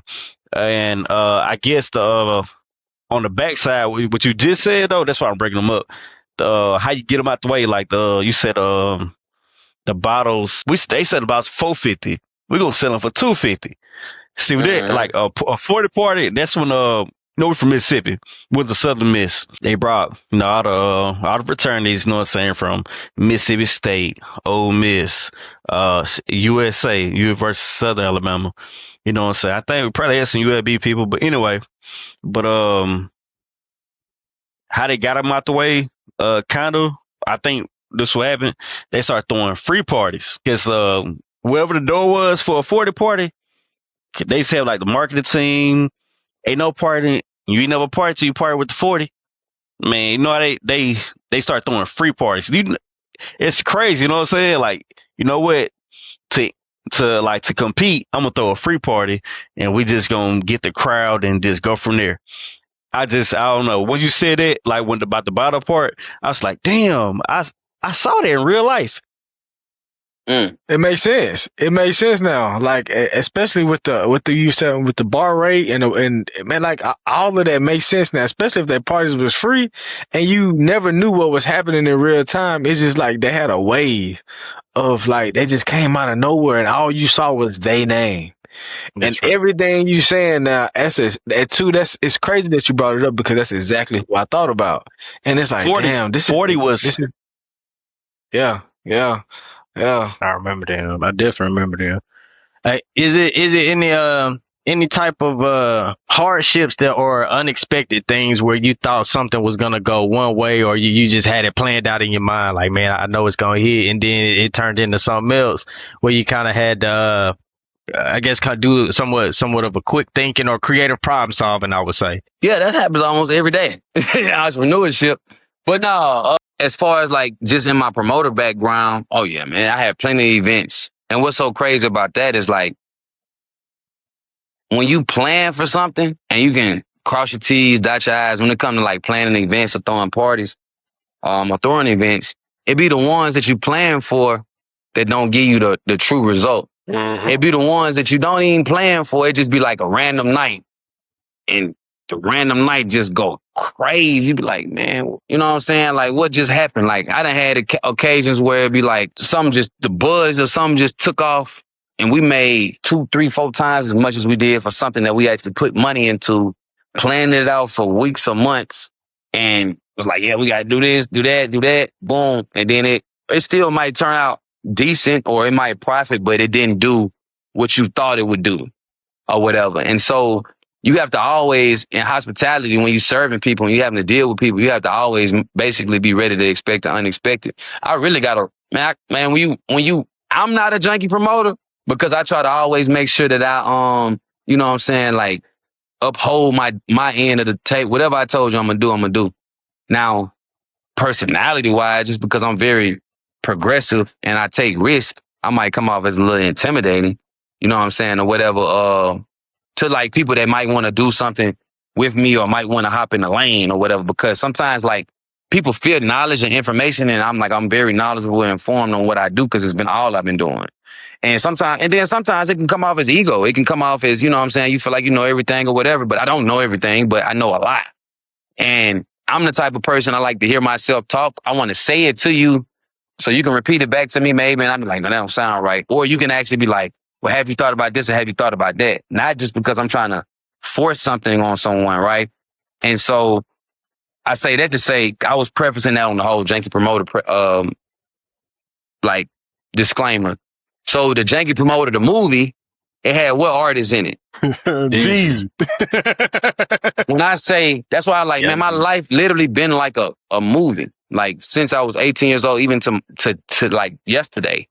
You know what I'm saying? Like the stuff that I run into, the stuff that I go to, been very blessed, but also taking a lot of, you know what I'm saying, L's at the same time. So which artist has not shown up? You know what I'm saying? Like, or which host, you know, whether it be female or a rapper who has like, you know, said they was going to show up, do they want to, and then they you know, they business, you know, wasn't good. I ain't never really ran. So the only time I ran the bad business was, and it wasn't on the artist. It was on somebody that was misrepresenting the artist, like they was a booking agent for him. And that was, I think it was 2. One was Casino, Future's brother, like his rapper partner. And then the other one I want to say was it Dro? No, Scooter, Young Scooter. So just Scooter, man. Just the whole, and it's so crazy that's the scenario because Scooter and them is definitely free band gang. That name ain't come from just nowhere or whatever. And so them niggas think like that and the people that run them think like that. They ain't run off of me with no money. We got what we were supposed to get back. But they had people around them that was, even as Young Scooter and Future started becoming millionaires, they still got people in their camp that was false representing them and taking deposits and, you know what I'm saying, running off and stuff like that. So I had a scenario happens almost like that, like I said, with Casino and Young Scooter, but that's all a part of the free band gang. So it made sense. it made sense. But we made sure that was straight. Now, like when I said I would bring up Janky Promoter, I did have a situation to where I booked Jeezy and took him to Vegas, and it didn't turn like how we wanted to turn out. We lost money. Like we ain't even make enough money. I tell you, the story was so bad, and I won't go into that one in detail because it just pisses me off to even think about it. Vegas is the desert. Yeah. Mm-hmm. Yeah. It never rains in Vegas. It hardly ever rains. When it rains in Vegas, people don't even go outside because they don't know how to drive because the streets is dry. There's nowhere for the water to go. So it's a lot of accidents that can be created because the water is just rolling on the street. Like it's not being absorbed because it's the desert, the ground hard. And so when I brought Jeezy to Vegas, it rained that day, to sum it up. Wow. That's how bad everything was going. That's like insane. after everything that you can think of went bad, it literally rained in Vegas on the day that I had Jeezy in Vegas. That's how bad of a situation it was. To where he showed up. We got him to show up. Man, I had to end up making the club give me my deposit back just to help into the back end to pay Jeezy just to make sure he came in through the door. Or whatever. I'm talking about it was a situation to where, like, once Jeezy got done doing whatever he called himself doing in there, we was in the back dressing room. And I had to fly back to Atlanta. I had booked my flight to leave out that next morning. I was going to do the show because it was around New Year's Eve and I had a party in Atlanta for New Year's Eve. So I was going to do the show, hop the flight, get to Atlanta for my New Year's Eve party that night. I still did that. But getting up out of that dressing room, I know somebody that came to the back that's like, man, those folks outside, they mad. They want a refund. And I'm talking about, I'm like, what? Nigga, I'm thinking I'm in the movie for real. I'm thinking I'm being pranked. Like, y'all, man, I ain't pretty upset for real. Cause Jeezy he ain't performed, but we didn't guarantee no, it was just Jeezy live in Vegas hosting because it's Vegas. So we didn't say Jeezy concert. And the crazy thing about Jeezy and them, they took the bread, but on the internet, it said that he was in Detroit the same night. Somebody dropped the flyer for some type of festival, but they never gave him the money. And so and it took me all day to get Jeezy to post a flyer. I'm telling, because at that time, my homeboy, he was Jeezy's road manager or whatever. And I'm like, bro, man, can't he post a flyer? These folks thinking he ain't gonna come because there's another flyer out there that he gonna be in Detroit tonight. So they already, and I'm trying to get some more pre-sold tickets sold so we can catch this back end and whoop. And I'm like, from the moment I touched down in Vegas, because I had came there like 2 days before the show. The show was like on a Thursday. I left out on Friday. I got there on Tuesday. And so I got there on Tuesday or whatever. And so I do some canvassing in the city, pass out some flyers. I'm trying to make sure that I touch down with the tickets. We selling tickets. Woo. And so I'm like, man, we got to get these tickets sold, get this back in. Then my homeboy called me, the day before. He was like, man, Jeezy, he need a driver. I said, which I need, ride from airport back forth. Like, nah, he need a driver the whole time he here. And I'm like, God damn, mind you, I ain't got no more money. I got all my shit invested. I'm invested in that. I'm invested to the New Year's Eve party. I'm finna eat though in my head. You feel me? And so I'm like, nigga, I had to phone a friend because when I called drivers, they like, yeah, for 24 hours, it's like 1,500. Like, God damn, I just need to get a nigga back and forth from the goddamn airport into the show. Sounds just like the movie. Right. I'm like, God damn. So I had to phone home. I literally had to phone home. I said, hey, home. Wheezy. I said, man, can you goddamn go deposit? I don't know if he deposit or cash. I'm like, man, can you cash at me or PayPal? I'm like, I need 2 racks, man. I got damn G's and them folks, they tripping, man. They got I said, but it sounds like them. But ticket sales looking good. You know what I'm saying? I said, that's Cuban Mike Epps all day. I said, man, but ticket sales look good, man. Shit, he in the city, he on the way. I said, shit, we about to pop. I said, but I got, I'm a bread tied up and I just we got to get the truck. We ain't gonna be able to have the show unless we get the truck. You know what I'm saying? Got to get the truck. Because, they want the all black boy. You got to be at the Denali or Escalade. And so it's like, all right. So they send me the money. I said, I'm going to get right back to you no matter what happened. Like, that's going to be up the top. Because it's extra. So we get that going.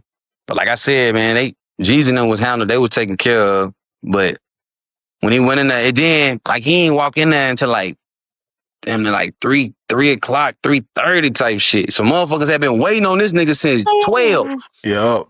So they already like irritated, mad, and he in there for like 20, 30 minutes, just in the section standing, dancing with his shades on. And what year was this? 2017, 16, no, 17 or 18 or something like that.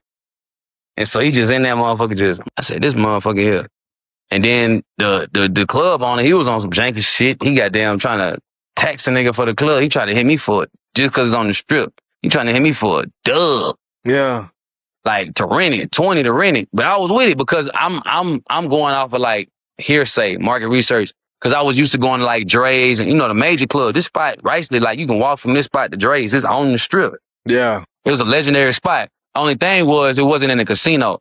It was it was just a standalone building on the strip. It was by Fatburger on the strip, literally right beside Fatburger. And so I'm looking at the numbers that people paying. They paying 100, 150 a head. You know what I'm saying? General admission to get in Dre's and all these other spots. So I'm like, I'm on the strip this New Year's Eve weekend. It's the Thursday New Year's Eve. New Year's Eve was on Friday. And so I'm like, I'm finna bring G's out there for New Year's Eve weekend to kick the weekend off on Thursday. He wanted X, Y, and Z. We came with the front end, boom. And so I'm calculating the numbers off the capacity, the population of the venue. You know what I'm saying? What we gonna charge for sections? What we gonna charge for VIP tickets? The whole nine. Man, it really, my numbers, based on the numbers that I had seen in the market, had me clearing like at least 140, 150. You see what I'm saying? But we ain't getting nowhere near that. We ain't getting nowhere near So 30, 40. So how much did you lose? I mean, we lost like we basically lost like the front end and like 10K on the back end. So it was like a $40,000 L. About 40 for real. We lost 40 with the expectations of grossing 140. Yeah. You know what I'm saying? Okay. Does like, all right, because I'm seeing like that could happen on any given night. You know what I mean? Like you never know when those nights are going to happen. Now, was that why you pivoted to like restaurants? Because it's more like a steady thing, or is that even the same type of industry? Restaurants, I didn't even really pivot to a restaurant. Restaurants are way worse. Restaurants is the hardest thing to do. Mm-hmm. And I even hated it. So what happened with the restaurant situation is that it wasn't supposed to be a restaurant. We just so happen to have a kitchen because food is always advantageous. It goes good with alcohol. If you got food, you ain't got to worry about people leaving because they trying to get something to eat because they've been drinking too much or they want to put it together. Now you got to have food, drinks, and hookah. You got to have those three, no matter what. And so when the pandemic hit, I was in Birmingham, I was actually in Atlanta. So I was in between Atlanta and Birmingham, living in both. The pandemic hit. Before I was able to just sit around and be a part of the whole, because I had my business like PPP or, you know what I'm saying, relief with the where you stay, your apartment or your house or whatever, I had just dipped and went back home. Like I'm from obviously North Alabama. My dad, he lives in the Huntsville area. So I just like, man, I'm finna go just push up on my dad pad for real. So that's what I did. And then I ended up taking over a bar up there and running it. And I ran his numbers up. And then we had pretty much like a falling out, like a disagreement as far as like after I had made the results happen, which is like a promoter's scenario too. You have a lot of promoters, they can build something. And if they don't own it, they can get kind of booted out. And then ownership can kind of move on. That's another like one of the cons of being in the promotion world. Mm-hmm. If you don't have like a contract, even if you do have a contract, people are trying to leverage your ability to bring business and then try to kick you out so they don't have to compensate you. Right. Or whatever. And so that me having to deal with that at an early age, you know what I'm saying, it kind of turned me into like more of a like that's why I had to get in smart. I had to be in my bag as far as the information and knowing how to set deals. So when I sit down at the table, I kind of set the table. That's how sometimes I can come off as imitating because it's like intimidating because it's just like, all right, this nigga finna, like who he think he is. And it's not even like I'm a who I think I am type person. It's just like I already got everything kind of drawn up. So we just can copy and paste. Like I have the business model. If you want to increase your sales, we're going to do this, we're going to do that. Yep. Boom. And this is what I'm worth or this is what I need. But back to the point. So I move up there, run that bar, get out of that situation. And my dad notices that. He's like, dang, I see what he really doing. Because he wasn't never really around when I was in Birmingham. He couldn't really see, heard, I could tell him, but he didn't know like how big of a person I was in Birmingham. And so he threw the gesture to go ahead and invest in me getting a spot. This spot was just supposed to be like a bar. It just had the advantage of a kitchen, so it was like a bar with food. So I was gonna do wings, you know what I'm saying, or whatever. You talking about Seasoned Kitchen? Yeah. Okay, all right. And so I was just gonna do wings, but you got hacks. So when you learn business, you know how to navigate. One of the reasons why I did do Seasoned Kitchen and I called it a restaurant, even though it was just gonna be a bar, is because you run into the legalities, man. You run into like insurance is higher on a liquor license if you don't got food, which for obvious reasons. And you ain't trying to have nobody out here getting hurt. Explain those reasons though. What you mean by that? Well, you want to pair alcohol with food because the more liquor people drink, the more liable they are. Whether it's a car wreck, whether that's, you know what I'm saying, a fight or whatever, it's just higher liability for the insurance for them to cover. Like insurance premiums are high on nightclubs and just bars. But if they got food, that premium come down a little bit. Why is that?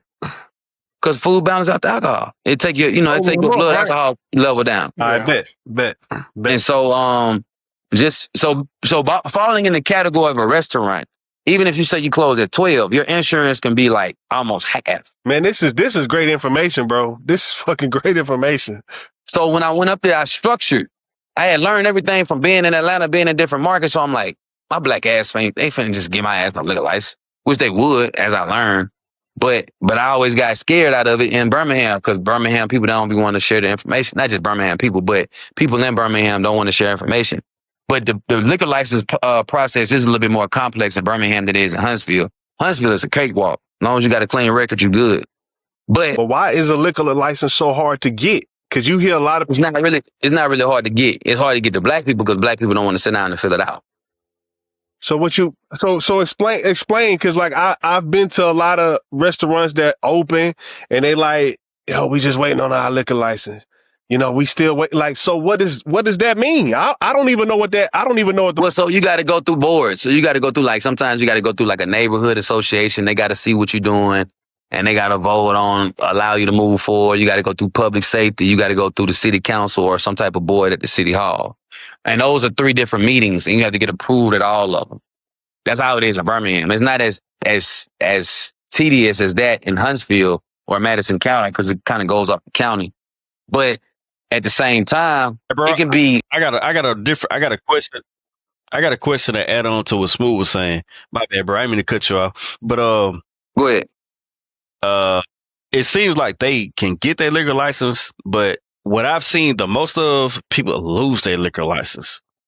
How does that happen? So that'll flow with it. So it goes back to the liability. So you can lose your liquor license back to the liability. So what I was doing is I was structuring myself, or at least in my head, in the best position to get a liquor license. If I got a restaurant and we sell alcohol and I got lounge seating, we're a restaurant on paper, but I control the vibe because we've seen all the vibe restaurants in Atlanta and different places. The thing was, in Alabama, it wasn't a thing yet. You just had a bar or club or a regular traditional restaurant. You didn't have all of that put into one. You get what I'm saying? So legally, I'm going to go get a liquor license as a restaurant. Socially, I'm opening up a restaurant lounge. You get what I'm saying? And so in order to identify as a restaurant, you don't got to have steaks and lobsters and all that. You just have some French fries or a hot dog. It's food. You get what I'm saying? So it's just like, all right, I didn't really plan on getting into the restaurant part, but how you can get it shut down is based off the liability. So if, like I said, if they get if 2 of y'all can go into Seasoned Kitchen and Cocktails, get into it, one person shoots the other person. The person that died or their family, if they died, or the person that got shot or their family could sue Seasoned because it's on your policy. It's a line item on your policy. It's a part of your coverage. If somebody goes in the Seasoned and they drink alcohol, I literally watched this happen at a spot that I was dealing with before. Somebody drinks alcohol and you was the last person place they was at and they come out to be over the limit and they go and have a wreck and kill somebody, or if they go and have a wreck and kill themselves. The bar can be, it's the DRAM rule. The bar can be held liable based on the insurance policy for the death of that individual. whether it was a person that got killed by a drunk driver or whether it was a drunk driver killing themselves. You see what I'm saying? The family of the drunk driver, the family of the person that got killed by the drunk driver can go and sue the license holder of that liquor license if they was. So, but how do they find it? They'll look at the phone records and see if where they were just at, or they'll look at they credit or debit card records to see if they swiped somewhere. Dang. And I've seen it. The place where I was at, they literally, a person died. They came to the bar. They got something to drink. And even the bartender that served them that drink can be sued. You see what I'm saying? So they came to the bar. They got a drink. They was intoxicated. They left and they went and hit a pole, killed themselves. The family didn't even know, you know what I'm saying, that they could have sued that bar for that situation. Because little did they know, when the cameras was rolled back, that person that died and killed themselves, that was the last place they went, and they did buy a drink. So even if you only bought one drink from that spot, if the person came, and that's why they be like, you can refuse people, because the bartender is responsible for identifying if a person is too intoxicated to be sold a drink. So even if they came in, now if they came in and you refused to sell them a drink and they didn't buy a drink, just because they left there, it's not your fault. Mm-hmm. But if it's something that they can put on a paper trail and show where they purchased a drink or had a drink in your establishment, whether that be from the cameras or a receipt, it can come back to you. Wow. So that's the whole reason of like, and then obviously what I ain't gonna say is the obvious, but of course if you have like too many shootings, or right. if you become a public nuisance, I'm not even gonna say shootings, because it can be a lot of fights, it can be a lot of complaints from neighbors, from the neighborhood or whatever. When you become a public nuisance, they have the ability to cancel out or suspend, you know what I'm saying, your license, your business license. So, but you got different licenses. You got your business license, you got your liquor license, you got, your state, county, city, depending on whatever jurisdiction you in. So you got different pieces of paperwork, even your health department, your score, your rating, all those things. So like when you go in restaurants and bars or whatever, you see those things posted on the wall, that means that they're in compliance. Okay. You can lose it for not being in compliance. You know what I'm saying? Not updating something or having expired stuff posted. And so when you get into, and it was crazy because I've actually even seen a city council meeting where they was talking to the owners of an establishment, and the owners kind of just jumped down their throat. Not the owners, but the city council was kind of jumped down them and was just like, because they were trying to revoke their license. And one of the city council members had said something that resonated with me, and it was just like, we understand that you guys are trying, but at the end of the day, it's no excuse for X, Y, and Z, because in order to run a business, you have to cross your T's and dot your I's. It's no one's responsibility but yours. And so if you deem or show yourself to be irresponsible to do the things that you're supposed to do to run a business, then that is a condition of the fact that you don't need to hold a business license here in this city or here in this county. We want people that's going to conduct business on a professional level and hold accountability for whatever they do to have business licenses here. And sometimes it can come off as depending on who's saying it, how they say it, come off as a race thing, come off as an age thing, or whatever that may be. But what it comes down to is accountability. And so because you got to think you're being allowed, even though people getting their taxes or whatever, you're being allowed to conduct business and be solely responsible for selling a product to strangers that they're going to consume or take home with them, if it's whatever type of product it is. And it comes with a certain level of social responsibility. And so that's why you see a lot of businesses crash out, or a lot of businesses have issues. And sometimes it might not be ownership. Sometimes it might be staff. Sometimes it might be the irresponsibility of the owners, or a collective of both. But it's a level of accountability that has to be had. So that's why they say when you have a liquor license, you're legally selling a drug. You're a drug dealer. Yep. It's just legally recognized, because alcohol is a drug. Right. And I got a question, Chase. So to that point, I got a 2-part question. How do you go about choosing a venue and choosing your demographic? Okay. Well, you talking about for events or for the establishment? For the restaurant. Oh, well, in Huntsville, when I chose season, it was like, that's a good question, because it'll lead me into like what you call in commercial real estate. It was a second gen. A second gen is basically a spot that was already purposed out as a restaurant. It was a restaurant before. So if you hear about commercial real estate, or if you're in commercial real estate or getting into it, second gen is already, like, it's a second gen barbershop. So this place was already, you know what I'm saying, spec'd out to be a barbershop. So so if I'm a barber and I see that, I'm like, oh, they used to be a bar. Yeah, it's second gen. Oh, I want to get that. Because now I don't have to spend that much on how I'm going to fit it out to build it out for my particular purpose of use. Because it already got plumbing for the wash sink. So it already got whatever for, you know what I'm saying, the barbers or whatever. Yeah. So it's the same thing with a restaurant. Like, so if I go and get a blank canvas and it ain't never been nothing, I'm going to have to get it with an architect and draw out, you know, how you building the house. Like, you go to kitchen right here, you go to bar right here. And I've done that too. Getting started off when you're in a small budget, you just want to pick up what somebody else left off, or somebody else couldn't make work, or whatever reason they left. Oh, I got my kitchen here. Now, granted, I took it from zero to hero, and that put me into a whole nother world. I became a damn near a GC, a contractor for a restaurant build out. Now I've done it 3 times. I'm working on one right now. I'm building out one in Birmingham. And so, but to answer your question on how I pick it, I just picked this spot because it was in a good enough area to be close to mid-city where all the foot traffic is. That's also a thing in commercial real estate. If they'll give you a pamphlet, or if you go to the website, if you're looking at the listing, it's going to show you what the average daily traffic is, or foot traffic and stuff like that. That's what I wanted to know. How do you choose that? Like, what type of traffic are you looking for? Right. It depends on the city. It depends on the population, but you want a decent amount of traffic for a restaurant, and you want to be visible. So you want to be close to main roads. You don't want to be in a bad situation with parking. You don't want, you look at those things. But granted, the more amenities you have, probably the better location. The better location, the higher the price of the rent.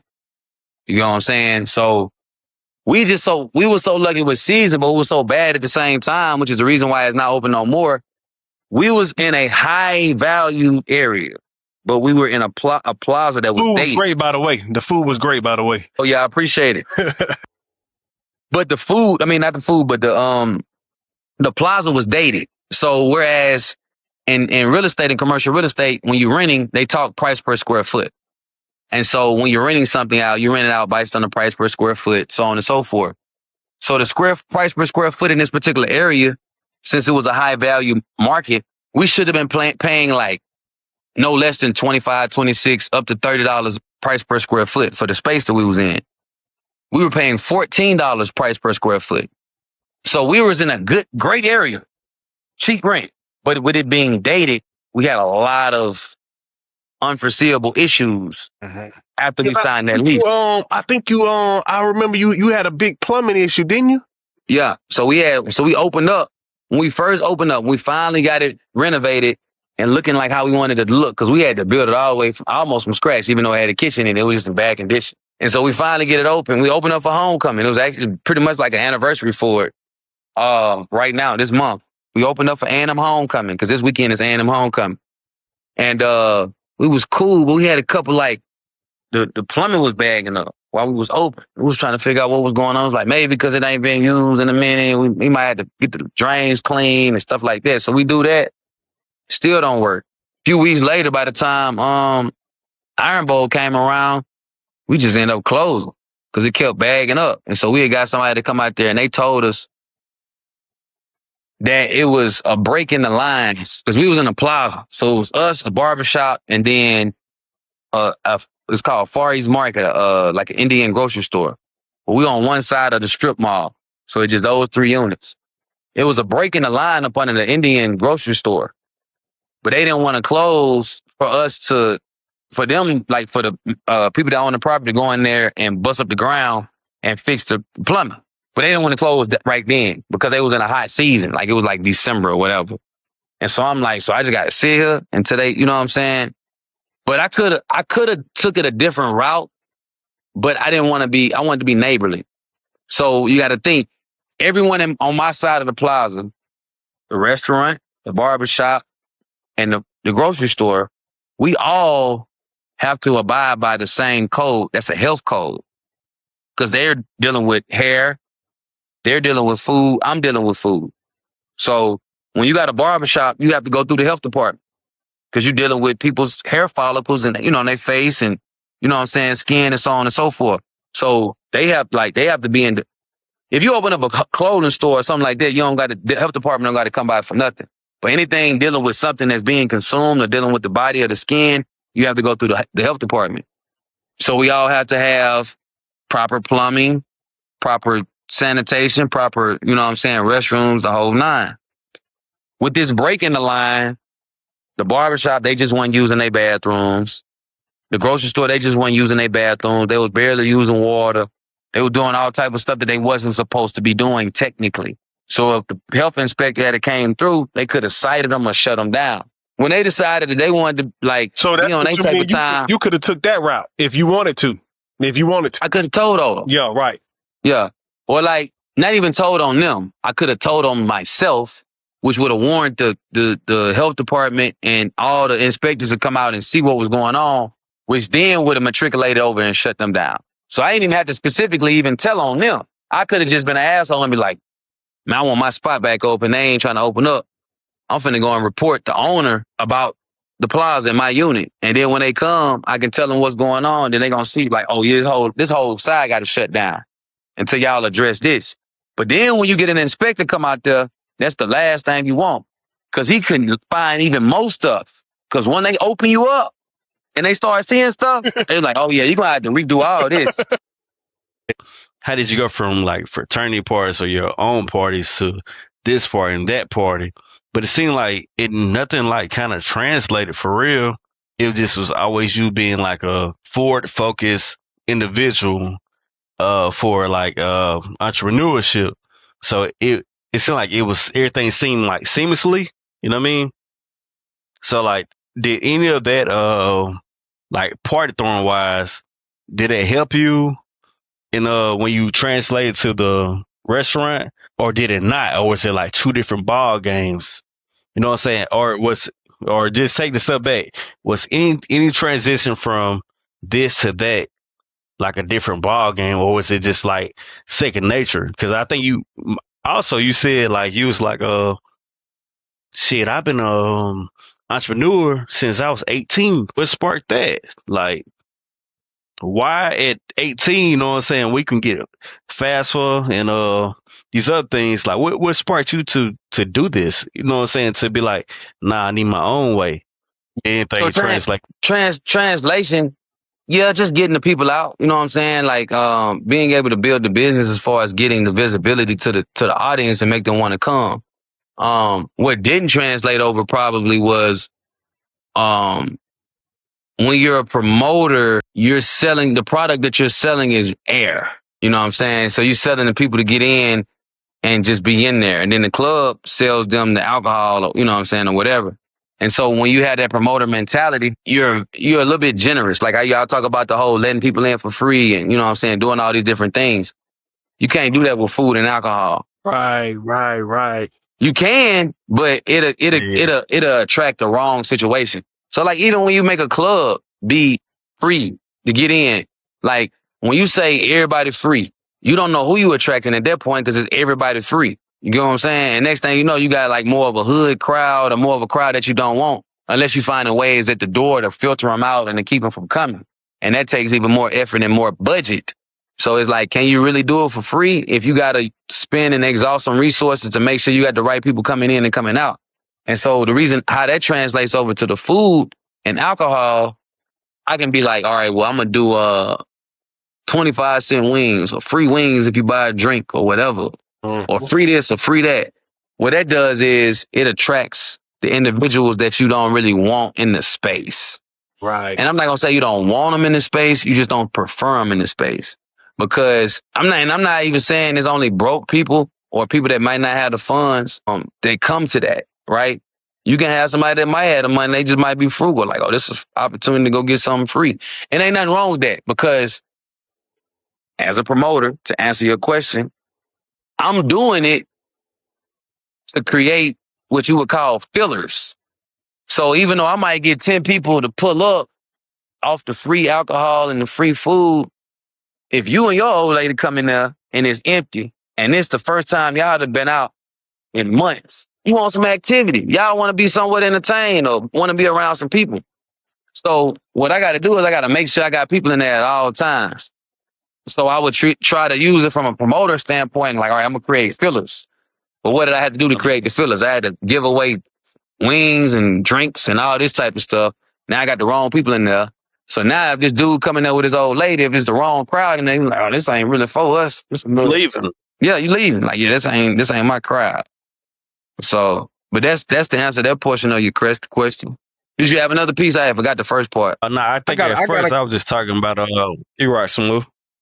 I got a question. How the fuck? How do you feel about the fucking the dress code shit? Like motherfuckers, like, you know what I'm saying you gotta wear this to get in. You know, like, have you ever has that ever been a thing for you? You know what I'm saying? Like how do you feel like does that separate crowds? Does that really make a difference? It don't really make a difference. I mean, it can. So it's all of it is a filter. Right. It just depends on what type of filter that you have. You can have a good filter, or you can have a light filter. It just depends on how much you want to filter it out, right? And so, well, now we're in the age of, even from right before the pandemic, like just with swag, you got a lot of people that's wearing like in the winter, right? It's we about to start back wearing track suits and stuff like that. You know what I'm saying? Just because it's something comfortable to put on. But do you want somebody to come in your club like that? If you upscale and we passed the age of hard bottoms, is basically what I'm saying. Like going into the club with some dress shoes on and some slacks, you know what I'm saying, a button up, and you on some whatever, you know what I'm saying, type time, some old school type time. We ain't on that. We in the age of creativity, art, and just having your own swag, your own way, or whatever. And so when it comes down to the dress code, you implement them, but your security guards kind of know, like, can't nobody come in with no white beater on now. Right. Now, when you start talking about dressing, like, you can't really tell a crowd by how they dress no more. Mm-hmm. Unless you're just going after a straight older crowd. Like, if you're going after straight, now, if we doing something that's 30, 35 and up, sometimes that eliminates the dress code. That'll keep people from having to, deal with the dress code or whatever, because it's like, all right, it's 35 and up to get in here. I don't care what you got on. I know you're 35 and up. You see what I'm saying? You can't say, nah, you can't have a baggy shirt, baggy pants on no more, because that's fashion now. You know what I mean? That's a good point. I got another question for you.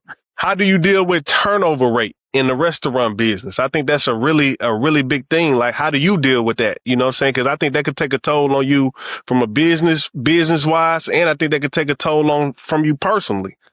No, it definitely took a toll on me. It took a crazy toll on me with season. I'm learning how to deal with it now. Like, I'm actually still in the process.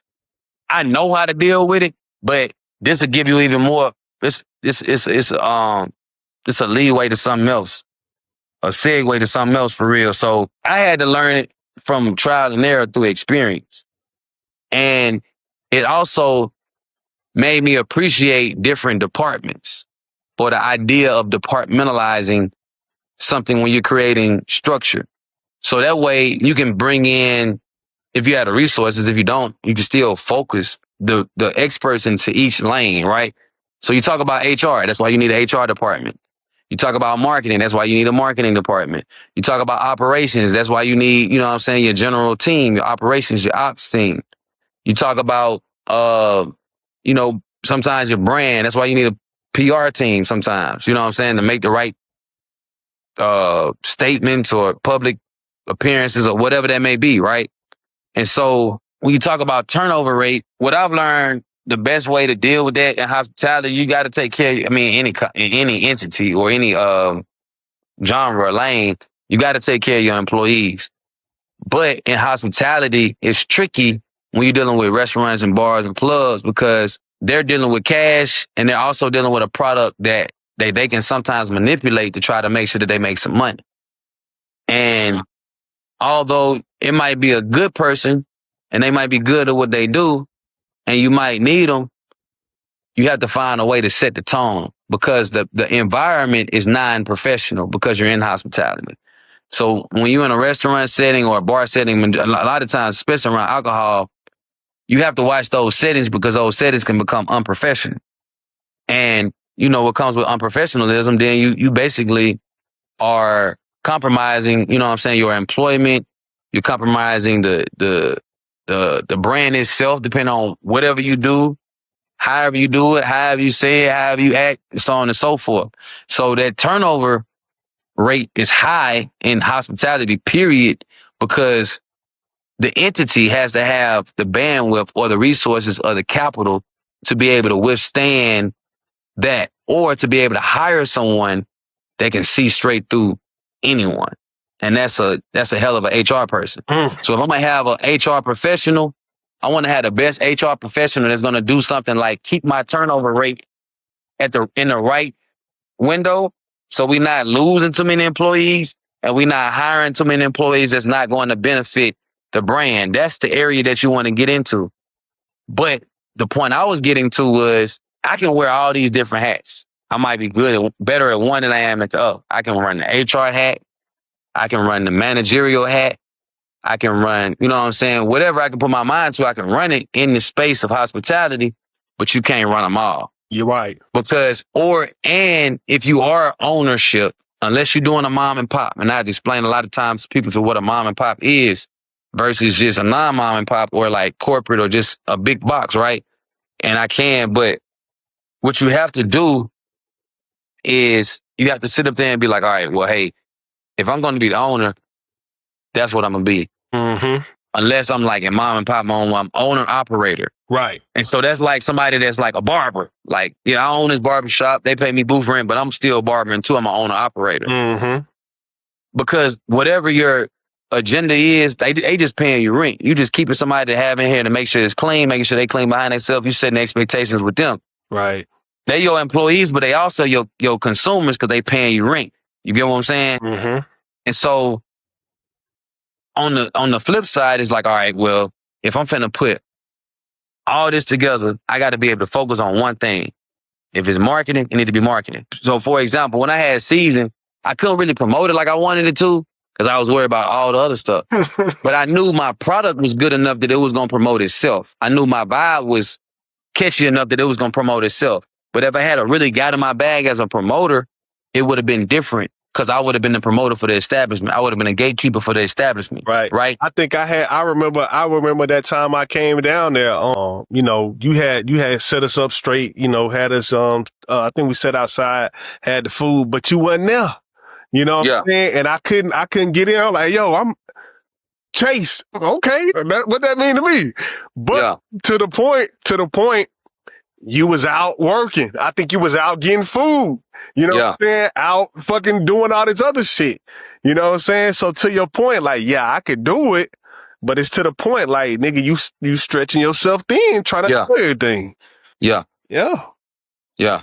And that would have taken you. I got these grays in my beard right now. When I open up season, I ain't had no grays. I feel like Barack. When Barack Obama went in the office, he had black hair. He turned my whole head and face gray. Yeah. For real. And then it'll with it being so, even my dealings with season, man, with it being so of an unprofessional setting, you around a lot of young people and stuff, it can turn into like I said, I didn't have gray hairs when I opened up season. So a lot of them, they thought I was in like my late 20s. They thought I was in it like close to their age. I don't know why, but like, cause I didn't have gray hair and I got dreads and so on and so forth.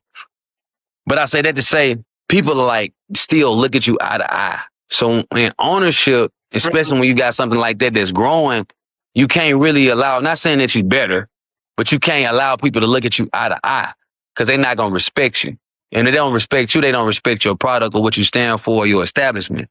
And so it'll create a lot of quote unquote hate or jealousy or just bad energy flowing around because now people can end up kind of tricking you out of your position or whatever because you're having to react based on hearsay. If you care. Now you have to have the mentality. You can't have a don't care mentality because you still have to be receptive because you're pushing out a product. And so when you have that receptive mindset and then something come across you or whatever, and it's just not my experience, this just how stuff happens. You have to have a mindset of like, all right, I got to be in this motherfucking stone cold because I can't compromise when it comes down to like HR and staffing. Like I can't hire my homeboys. I can't hire my family. I can't hire a chick just cause she pretty. You know what I'm saying? Like, but when we talk about these positions and these roles, that's why I say the difference of a mom and pop. What black person you know opening up a business and they going to go hire somebody that just graduated from HR that can really do this HR thing and putting them on payroll? Not nobody. Nobody. What black person you know that's opening up a business and they have enough in their budget to go and hire somebody and have them build their, you know what I'm saying, their operations layout, like their scheduling model, their company policy, you know what I'm saying, like all the things that's on the interior of the business. Black people, they open up business, or urban people or misinformed people, they only get the money that they need to get the business going. Right. They don't think about how the business has to maintain. It costs more investment sometimes on the day-to-day operations once you get the business going versus how much it started to kick off the business for real. You can be like, I need $100,000 to open up this business. Okay, cool. That motherfucker get to jumping. I need $200,000 a month to run this business. Hey, so Chase, to that question, to that point, how the fuck do motherfuckers? Let me not curse like this, because this could be a goddamn talking point. I'm on this bitch cursing like a motherfucker. But how do you? This a clip. This a clip. How do you gauge the nights? You know what I'm saying? Like, all right, I need to have, because you know, like, so say like you go to a restaurant. We all been in this situation, and they got one person there because they think like, oh well, there ain't gonna be nobody here, and it's packed. Like, how do you go about like trying to schedule that? You know what I'm saying? I mean, you just look at your numbers. You look at your weekly sales. You can tell, you know, your weekly sales going to tell you what's your popular day. You know what I'm saying? Like, what's your popular hour? Was it happy hour on Friday? Was it all night Friday? You know what I'm saying? Or is it Sunday your day? And so you look at that and you schedule accordingly based on your demand. That's a supply and demand rule, even with your staffing. But to my point, the thing about us as black businesses, we don't think about those are the intangibles that you don't expect for and you don't budget for. And so a way to do that effective and efficiently is to have enough money to take you through that learning curve. If that learning curve is a week, if that learning curve is 4 weeks, if that learning curve is 2-3 months, you have enough money to offset what you may be losing or whatever or having to put out in order to make sure that you're able to see how the staff is operating, what days is popping, and what days you can take and make pop. So you have to be able to invest into that. That's basically information. You have to invest into that information and that research and take that research and go back, apply it to your business so your business can increase in sales. Now you can scale. Once you get your research, now you can scale your business. Oh, we missing out on this money. Let's add this product. Anytime you scale your business, you either scaling up or you scaling down.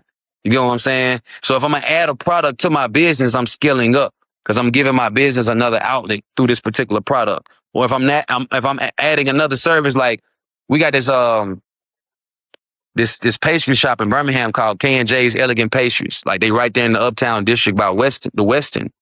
And they're not open on Mondays like a lot of small business, mom and pops or whatever. But they booming Tuesday through Sunday. And she got the cupcakes, the donuts, the ice cream, the whole nine. Nice black-owned business. I think they've been on some like Food Networks or whatever because she does like these creative cake designs and stuff like that, special cake orders and so on and so forth. But I say all that to say she just put a vending machine on the outside of her building because they're in Uptown, they're in a walking district. And so the vending machine, I think, is it keeps a nice temp. But you go there, you got like the cupcakes in the vending machine, like a custom-made cupcakes that you can get behind the glass is in the vending machine. And it pulls it out neatly, drops it down so it don't mess it up. Boom, it give it to you. She scaled her business because it's a lot of people that probably want to go and get cupcakes or want to go and get that, but they can't get over there until a certain time or whatever, or they might want to go on a Monday. But she has the vending machine out there. People can go and get cupcakes. That vending machine, even if it don't make her number the extra $1,000 a week, that's an extra $4,000 a month. She scaled up her business by one transaction, right? And so in order to be in the position that you need to be in, you have to be able to see that one lane. Now, some people good at seeing multiple lanes. That's like a GM mentality. They're able to see multiple lanes, deal with the customers, deal with the employees, deal with their overheads, which is ownership or whoever's doing orders, so on and so forth. So because they have to communicate across unilaterally, you see what I'm saying, across the board. But then you have some people that's like, I'm an HR freak.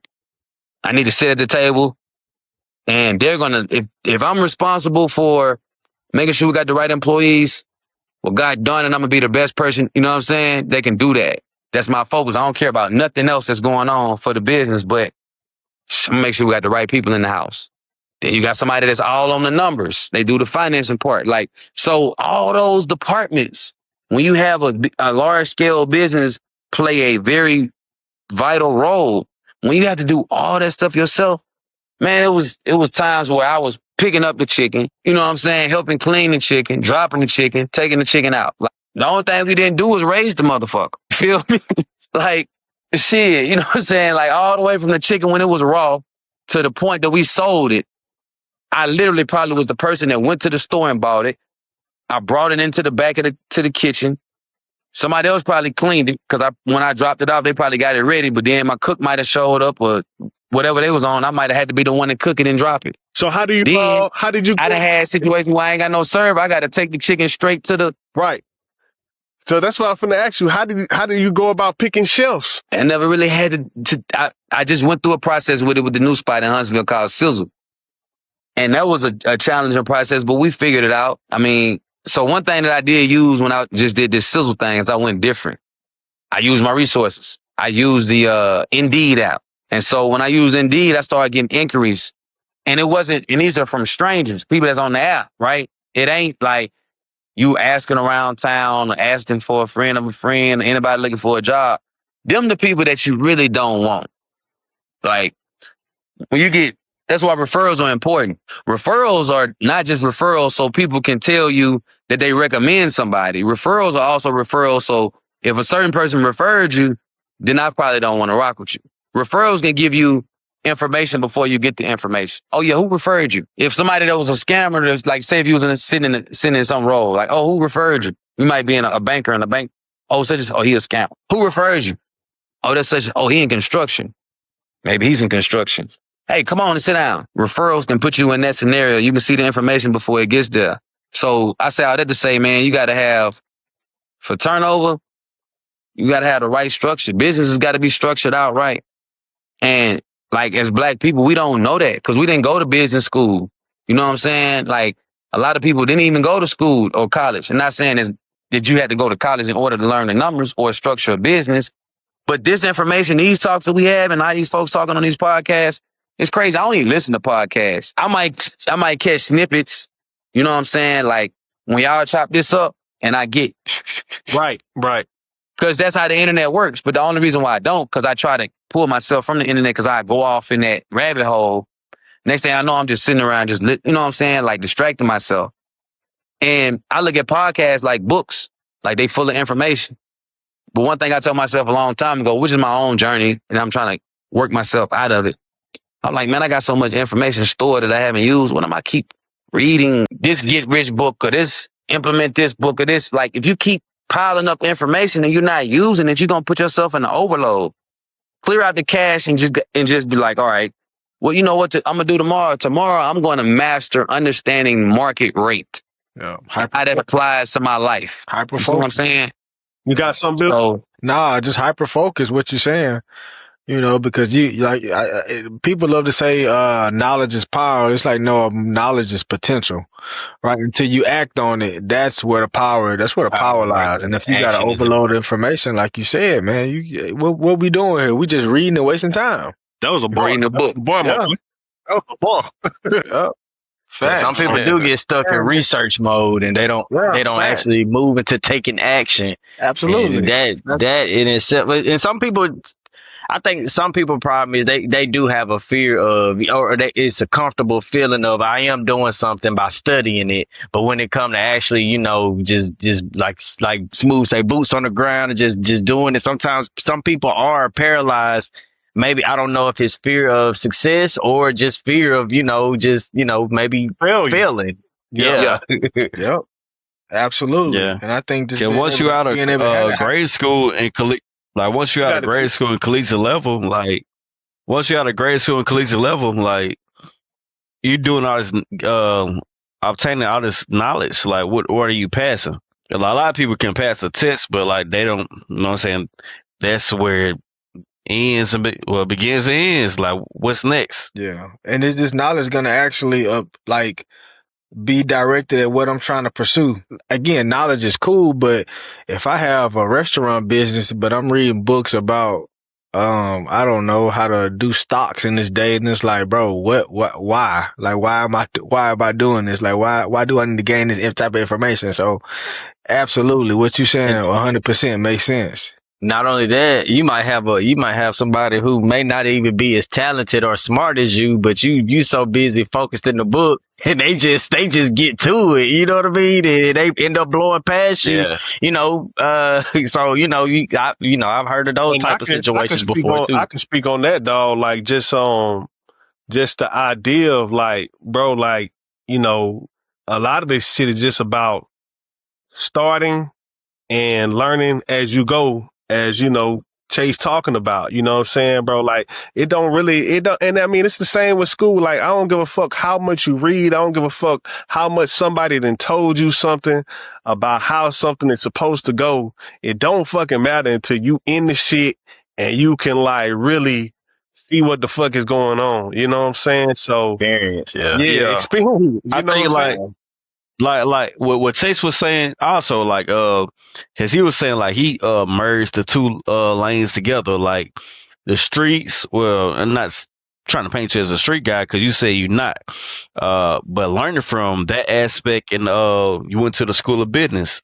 You know what I'm saying? Who's to say that you got more information from this or that?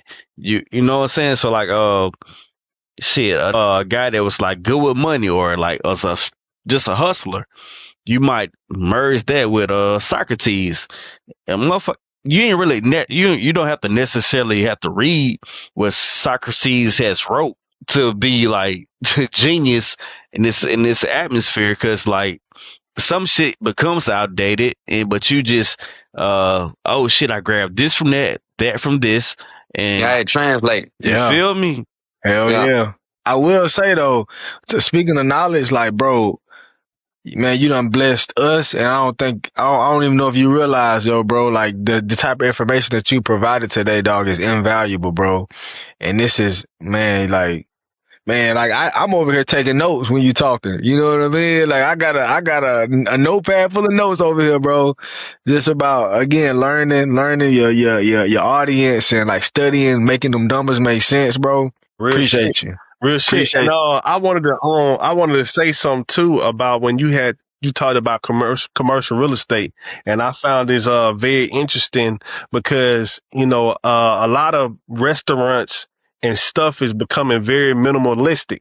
You know what I'm saying? When you think about how McDonald's has went from the arches and the playgrounds and to just a building. So Yep. what I heard, with less employees.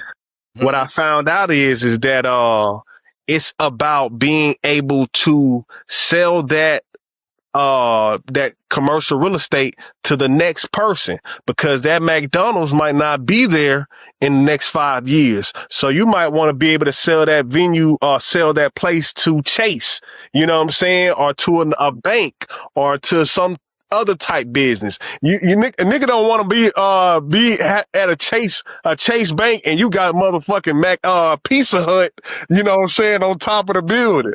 Yeah. Not even to take it back a little further. I used to wonder why, like at McDonald's, you used to have, I don't know if y'all remember the purple gremlins and all those things, those little statue things that used to actually be in front of the buildings. And now you're like, what happened to that? But it makes sense that why would they put that up? Because, that's actually bad for their business. If they need to sell that building, what they gonna do with that purple gremlin thing? Thing. Yeah, right. Exactly. Right. Yeah. So that's crazy. I never thought about that though. I want to make it a little lighter for you, man. Since you was in the club promoting business and whatnot, I want to ask you. We want to do a quick little club anthem verses. You know what I'm saying? So I'm gonna let you choose between these two songs. And actually, it's gonna be 3 rounds, and I want to hear your opinion on these songs. Okay. Okay. The first one is "Wipe Me Down" versus "Set It Off." Which one? You talking about? Pick one. Yeah, it's up to you. Wipe Me Down. Definitely gonna set it off one, but Tuk can't go that one. But okay, I like that. I don't think nothing beats set off. Why you say "Wipe Me Down"? Oh, well, 'cause I'm a capper. You know what I'm saying? With me being a new, that's our whole, Yeah. All right. yeah, Okay. yeah. All right. So I got one for you. Now this a hard one to me. March Madness versus No Hand. Oh, it's March Madness all day. What? March Madness. March Madness, something else. March Madness all day. Okay. I That's don't, a wait. whole I fucking don't, wait, I mean, I'm wait. gonna probably I like don't No know. Hands was cool, but I'm not gonna just like it's a lot that like you could you could have said something else with No Hands. I probably would have did with to something else too. Like No Hands was cool, but Okay. Wait, no hands? Hey, he Or the hey, way he you tripping move a little bit. it. Nah, He tripping a little bit. You tripping. Hey, Now, cause you said big bit. cause you said this was around the time when Roscoe Dash was popping. But no, it was way more that was like just as good. And I like more so Travis Porter than Roscoe Dash for real. Hey. Yeah, Travis that's Porter all had the it on guys lock right one there. time. But March Madness is probably gonna beat like 95% of the songs. Yeah, that March Madness, something else. Yeah, March Madness is hard to beat. Did y'all see the one where the older guy was articulating the whole like Yeah. he was saying he was articulating the whole word. Hey, Unc caught the Holy Ghost listening to that March Madness, boy. He was moved by the spirit or something. Something was possessed by that boy. All right, so I got one more for you. Now this one, I'm biased, but you know what I'm saying, we talked about this a long time ago. So Back That Ass Up versus Swag Surf. That's a tough one, dog. That is a tough one. He's still thinking. That's what I'm saying. This shit is not easy as motherfuckers think it is, bro. It's not. I don't think it's the answer. Damn. It ain't no answer, bro. Damn. That one tough. Because would they both, all the songs, well, the reason why that one is tough because it was a complex question. And then when you start thinking, you start going down memory lane thinking about both songs. And when you go down memory lane for both songs, you start to be like, wow, what was I when that was like, wow. So I'm like, Swag Surfing. I'm like, wow. Then I'm like, wow. But The Deltas went Back That Ass Up. that's if you in a group setting, like you, but just in a club around a whole bunch of thotties, it just finna just go everywhere. Like you just finna look down and just like everybody just bent over. But then you got to think about, so when you think about Back That Ass Up, you think about just Juvenile and the Hot Boys too in that era. You get what I'm saying? And both of them, you can get your rocks off. Like both of them is one that you can get. You can walk out of there with a number because Swag Surf, you really just having fun. It's a vibe, and then Back That Ass Up. You know what I mean? Like you behind something. They bring two different vibes because like Back That Ass Up, nigga, you could be talking to your homeboy and you leaving your homeboy as soon as that song come on. You know what I'm saying? But Swag Surfing, nigga, y'all go be in that bitch together. Y'all, you know what I'm saying? Yeah. It's two different vibes. Hey, you know what's crazy? I could be with the baddest motherfucker I done seen that give me play that night. Why here Swag Surfing? Hey, what's Smooth with Bip at? Hey, motherfuckers getting left. Where my niggas at? You getting left to both of them. I done fucked up my play for the night. Just trying to get back to my niggas. Lame man nigga. One, dog. What my dog said. Hey, but Chase, you gotta choose one, bro. You gotta choose one. I'm gonna go with 99 in the 2000, man. You gotta pack that ass up, man. That's exactly what I'm saying. Why would he drop it? That nigga said, back of that ass up. No shit. I ain't mad at either one of them, dog. I ain't mad at either one of them. You can't go wrong. For real. You really can't. Right. You really can't. Well, bro, I got one more question, bro. One more question before we end the future moves for, the restaurants and anything like, do you want to expand? Do you want to do a franchise? Like what's the end goal? So with the restaurant, we still got, like I said, we got the one, it's called Sizzle. So once we transition out of season, we open up Sizzle. And it's more of so to be clear, when we say restaurant in the urban market, it's still more so restaurant lounge. Because what I learned is when you say restaurant, you put yourself in an actual box, not a bad box, but a box, because now you create an expectation. People don't go and review clubs on Yelp and Google, not on an average or a daily basis. But on a daily basis, they review restaurants because you're consuming something. Like you saw the the golden chicken wings or you saw the lobster tails or whatever, you're coming to experience that. And you want to make sure that is it's like it was advertised, like you're seeing it on the picture. Another thing in black spaces, we're opening up these restaurants, but they really restaurant lounges. So we're not opening them up with the, I guess, goal to necessarily like have it super impressive. Because the mall is not the restaurant, it's the selling the alcohol for real. Okay. But that's the restaurant lounges, right? Restaurants, yes, but you have a lot of like, so a true restaurant is more like a Toast on Linux because they're into the culinary art. They into their plating, they're into their dishes, they're into, you know what I'm saying, the whole supply chain portion that you have as a restaurant. They're getting their food from a supplier. They got these deals. Slutty Vegan is a, you know what I'm saying, is a fast casual, not even fast casual, it's a fast food restaurant. So when you get into a restaurant, you get into a whole nother world. You get into the Keith Lees of the world. You get into these different James Beard Awards and, you know what I'm saying, these different things because it's culinary. When you say restaurant, you're talking about chefs, sous chefs, line cooks. You know what I'm saying? Like, that's when you get into the restaurant world. Black people, Bro, we kind of... Did you saw the when I think Morris Chestnut, he had a TikTok about like he said no knock to the music and all that. He made a TikTok. He walked to the restaurant, he was looking at the menu and it was like basically like it wasn't this song, it was like girl and he was like he saw it and he just walked out. I know what you're talking about. So yeah, I think that's relying to your part. It's like, damn, restaurant versus lounge. Hey, and I got you covering that. Finish your point too. You got it. My bad. No, yeah, I think what Chase was saying, he's like, it's a difference between restaurant and lounge. Yeah, because they're so similar. Like in that, I think the line has become like very thin. Like, how do we keep both? How do I keep engagement? Like, because I didn't seen restaurants damn near go against what they started for the crowd. You know what I'm saying? So I think you feel me. So I get exactly what you're saying, Chase. So I just thought about something. All right, and I'm gonna relate this to real estate. Like a club is kind of like wholesaling. A lounge is kind of like fixing and flipping. A restaurant is kind of like where you trying to build a portfolio, like you trying to build something to last for a long time. Just like, you know, in real estate, you want to buy and hold.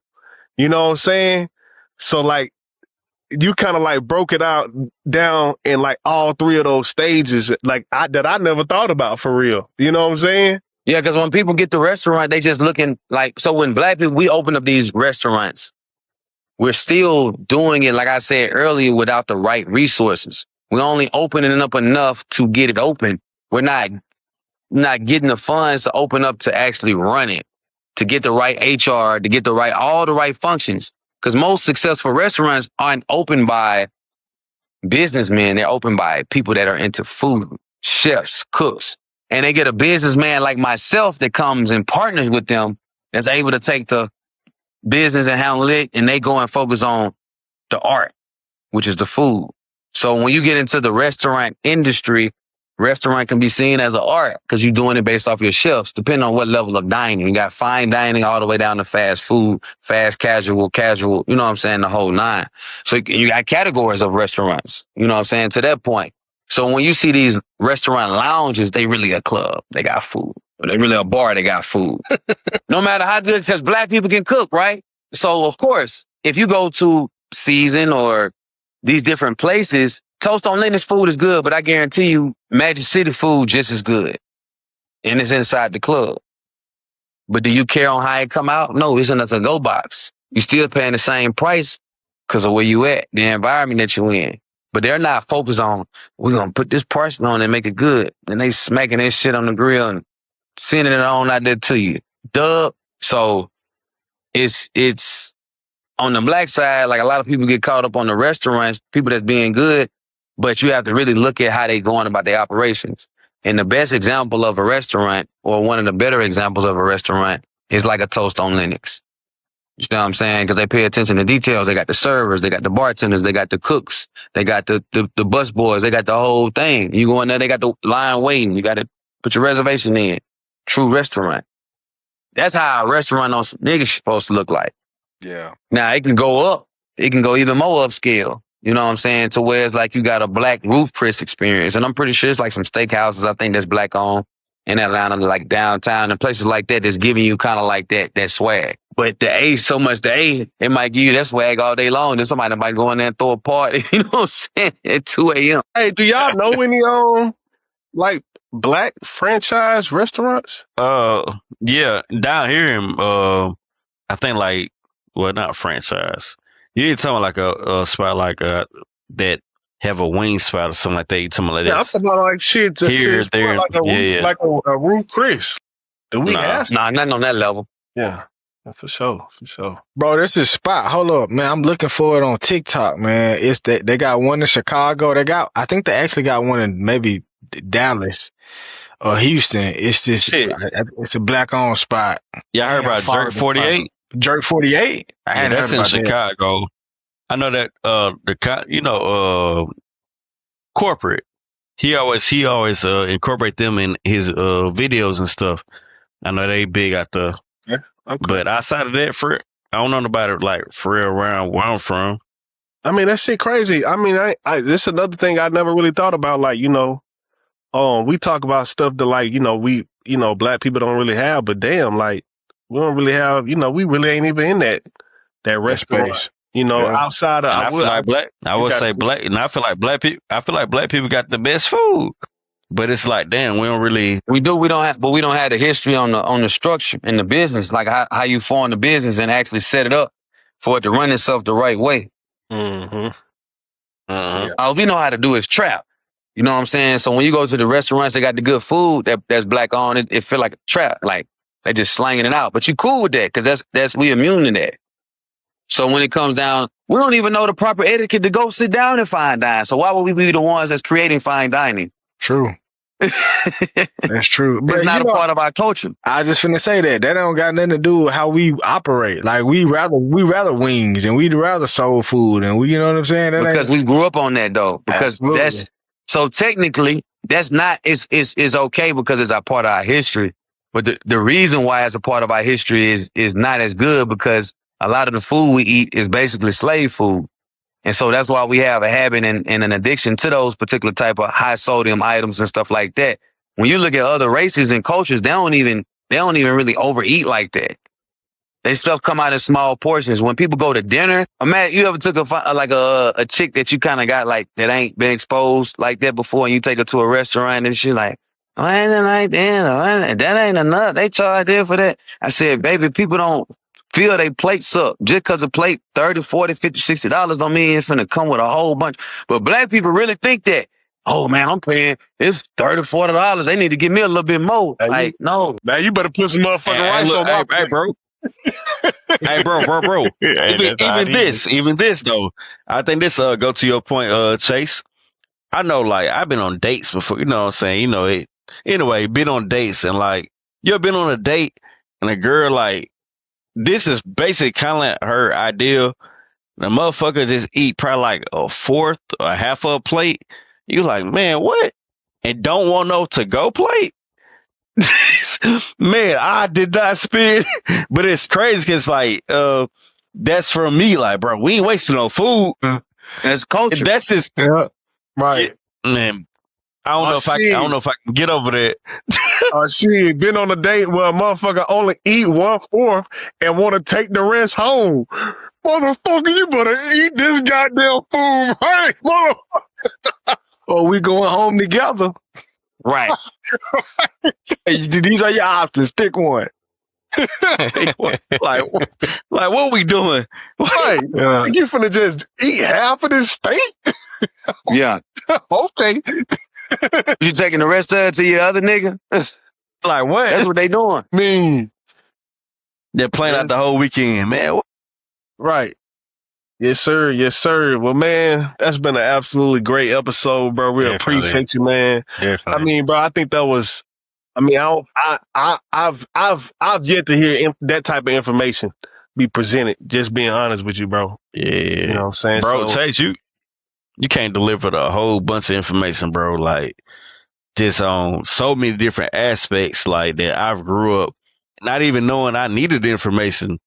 But it's shit. like, Right. damn, this okay, bet. Yeah. Like for real, for real. I appreciate you, dog. For real. Definitely appreciate you. Appreciate y'all for having me. Yup, for sure, my boy. Yes, sir. Hey, so Chase, before we leave, man, let them know about UAB Black Alumni Weekend. What you trying to do there, bro? Yeah, we got October is a busy month. You got all these homecomings and classics and stuff like that. So this year, UAB, our homecoming is landing on the same weekend as Black Alumni Weekend. So we doing it in collaboration with that. And we actually played Memphis for the Battle of the Bones for that game. So all that's going down on October the 18th next weekend. So we got a whole week, Black Alumni Week lined up. We're gonna be doing stuff with the Black Alumni Network all over campus all week, and then, partying on the weekend, day parties, like rooftop parties, the whole nine. And so, not just parties. I mean, you be on your health shit too, bro. Yeah. So yeah. seen that. Yeah, we got a fitness event on that Tuesday at Rock Brown's gym. Yeah. At downtown in Birmingham. I really appreciate that, bro. I really appreciate that because a lot of times when people do homecomings, bro, it's just about partying, drinking. Right. Like you got a whole. Oh yeah, we got panels. We got the alumni going back and speaking to the undergrad. We got a bowling challenge. We got the alumni going against the undergrad on the bowling alley. That's Monday night. And so, yeah, we got a few things. We got a sneaker ball on that Friday.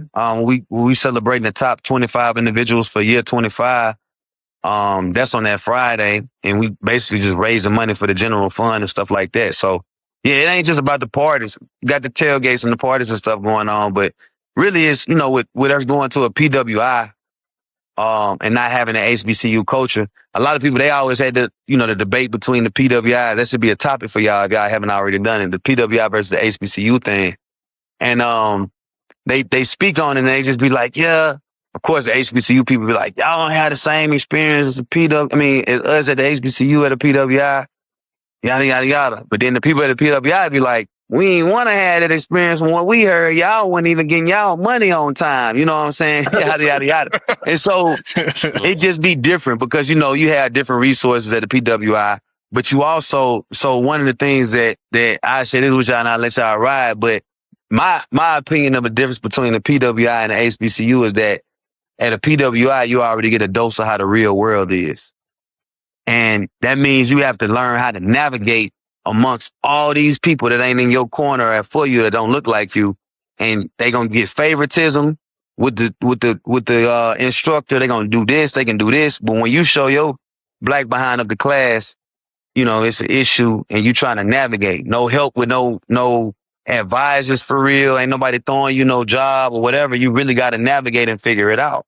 And not to take away from the HBCU experience, because it's a blessing to have resources. And that's what you get from going to the different HBCUs. And I don't think it's a debate on which one is better. I think it's all like each person's own decision and how they can figure out what makes sense for them. At the end of the day, you're getting an education. That's what's the greatest thing, no matter whether you went to a PWI or HBCU. Absolutely.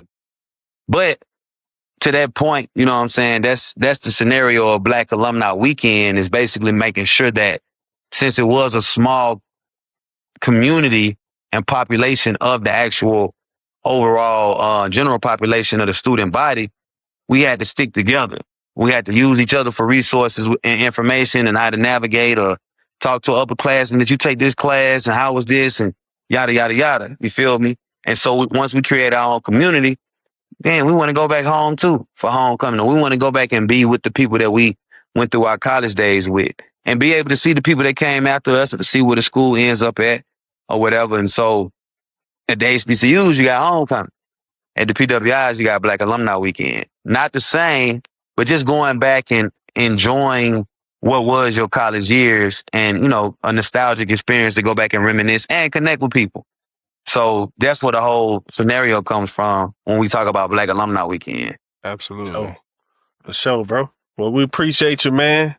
And man, let's stay connected and let's keep getting to it. Oh yeah, man. Like I said, I appreciate y'all having me, man. We're gonna tap in for sure. So, man. Hey, With that gratitude, ends- brother. All right, appreciate it. Yes, sir. Yes, sir. Well, that ends episode 28 of the Phone Home Podcast, and we out. Peace. Phone home. Good. Yup.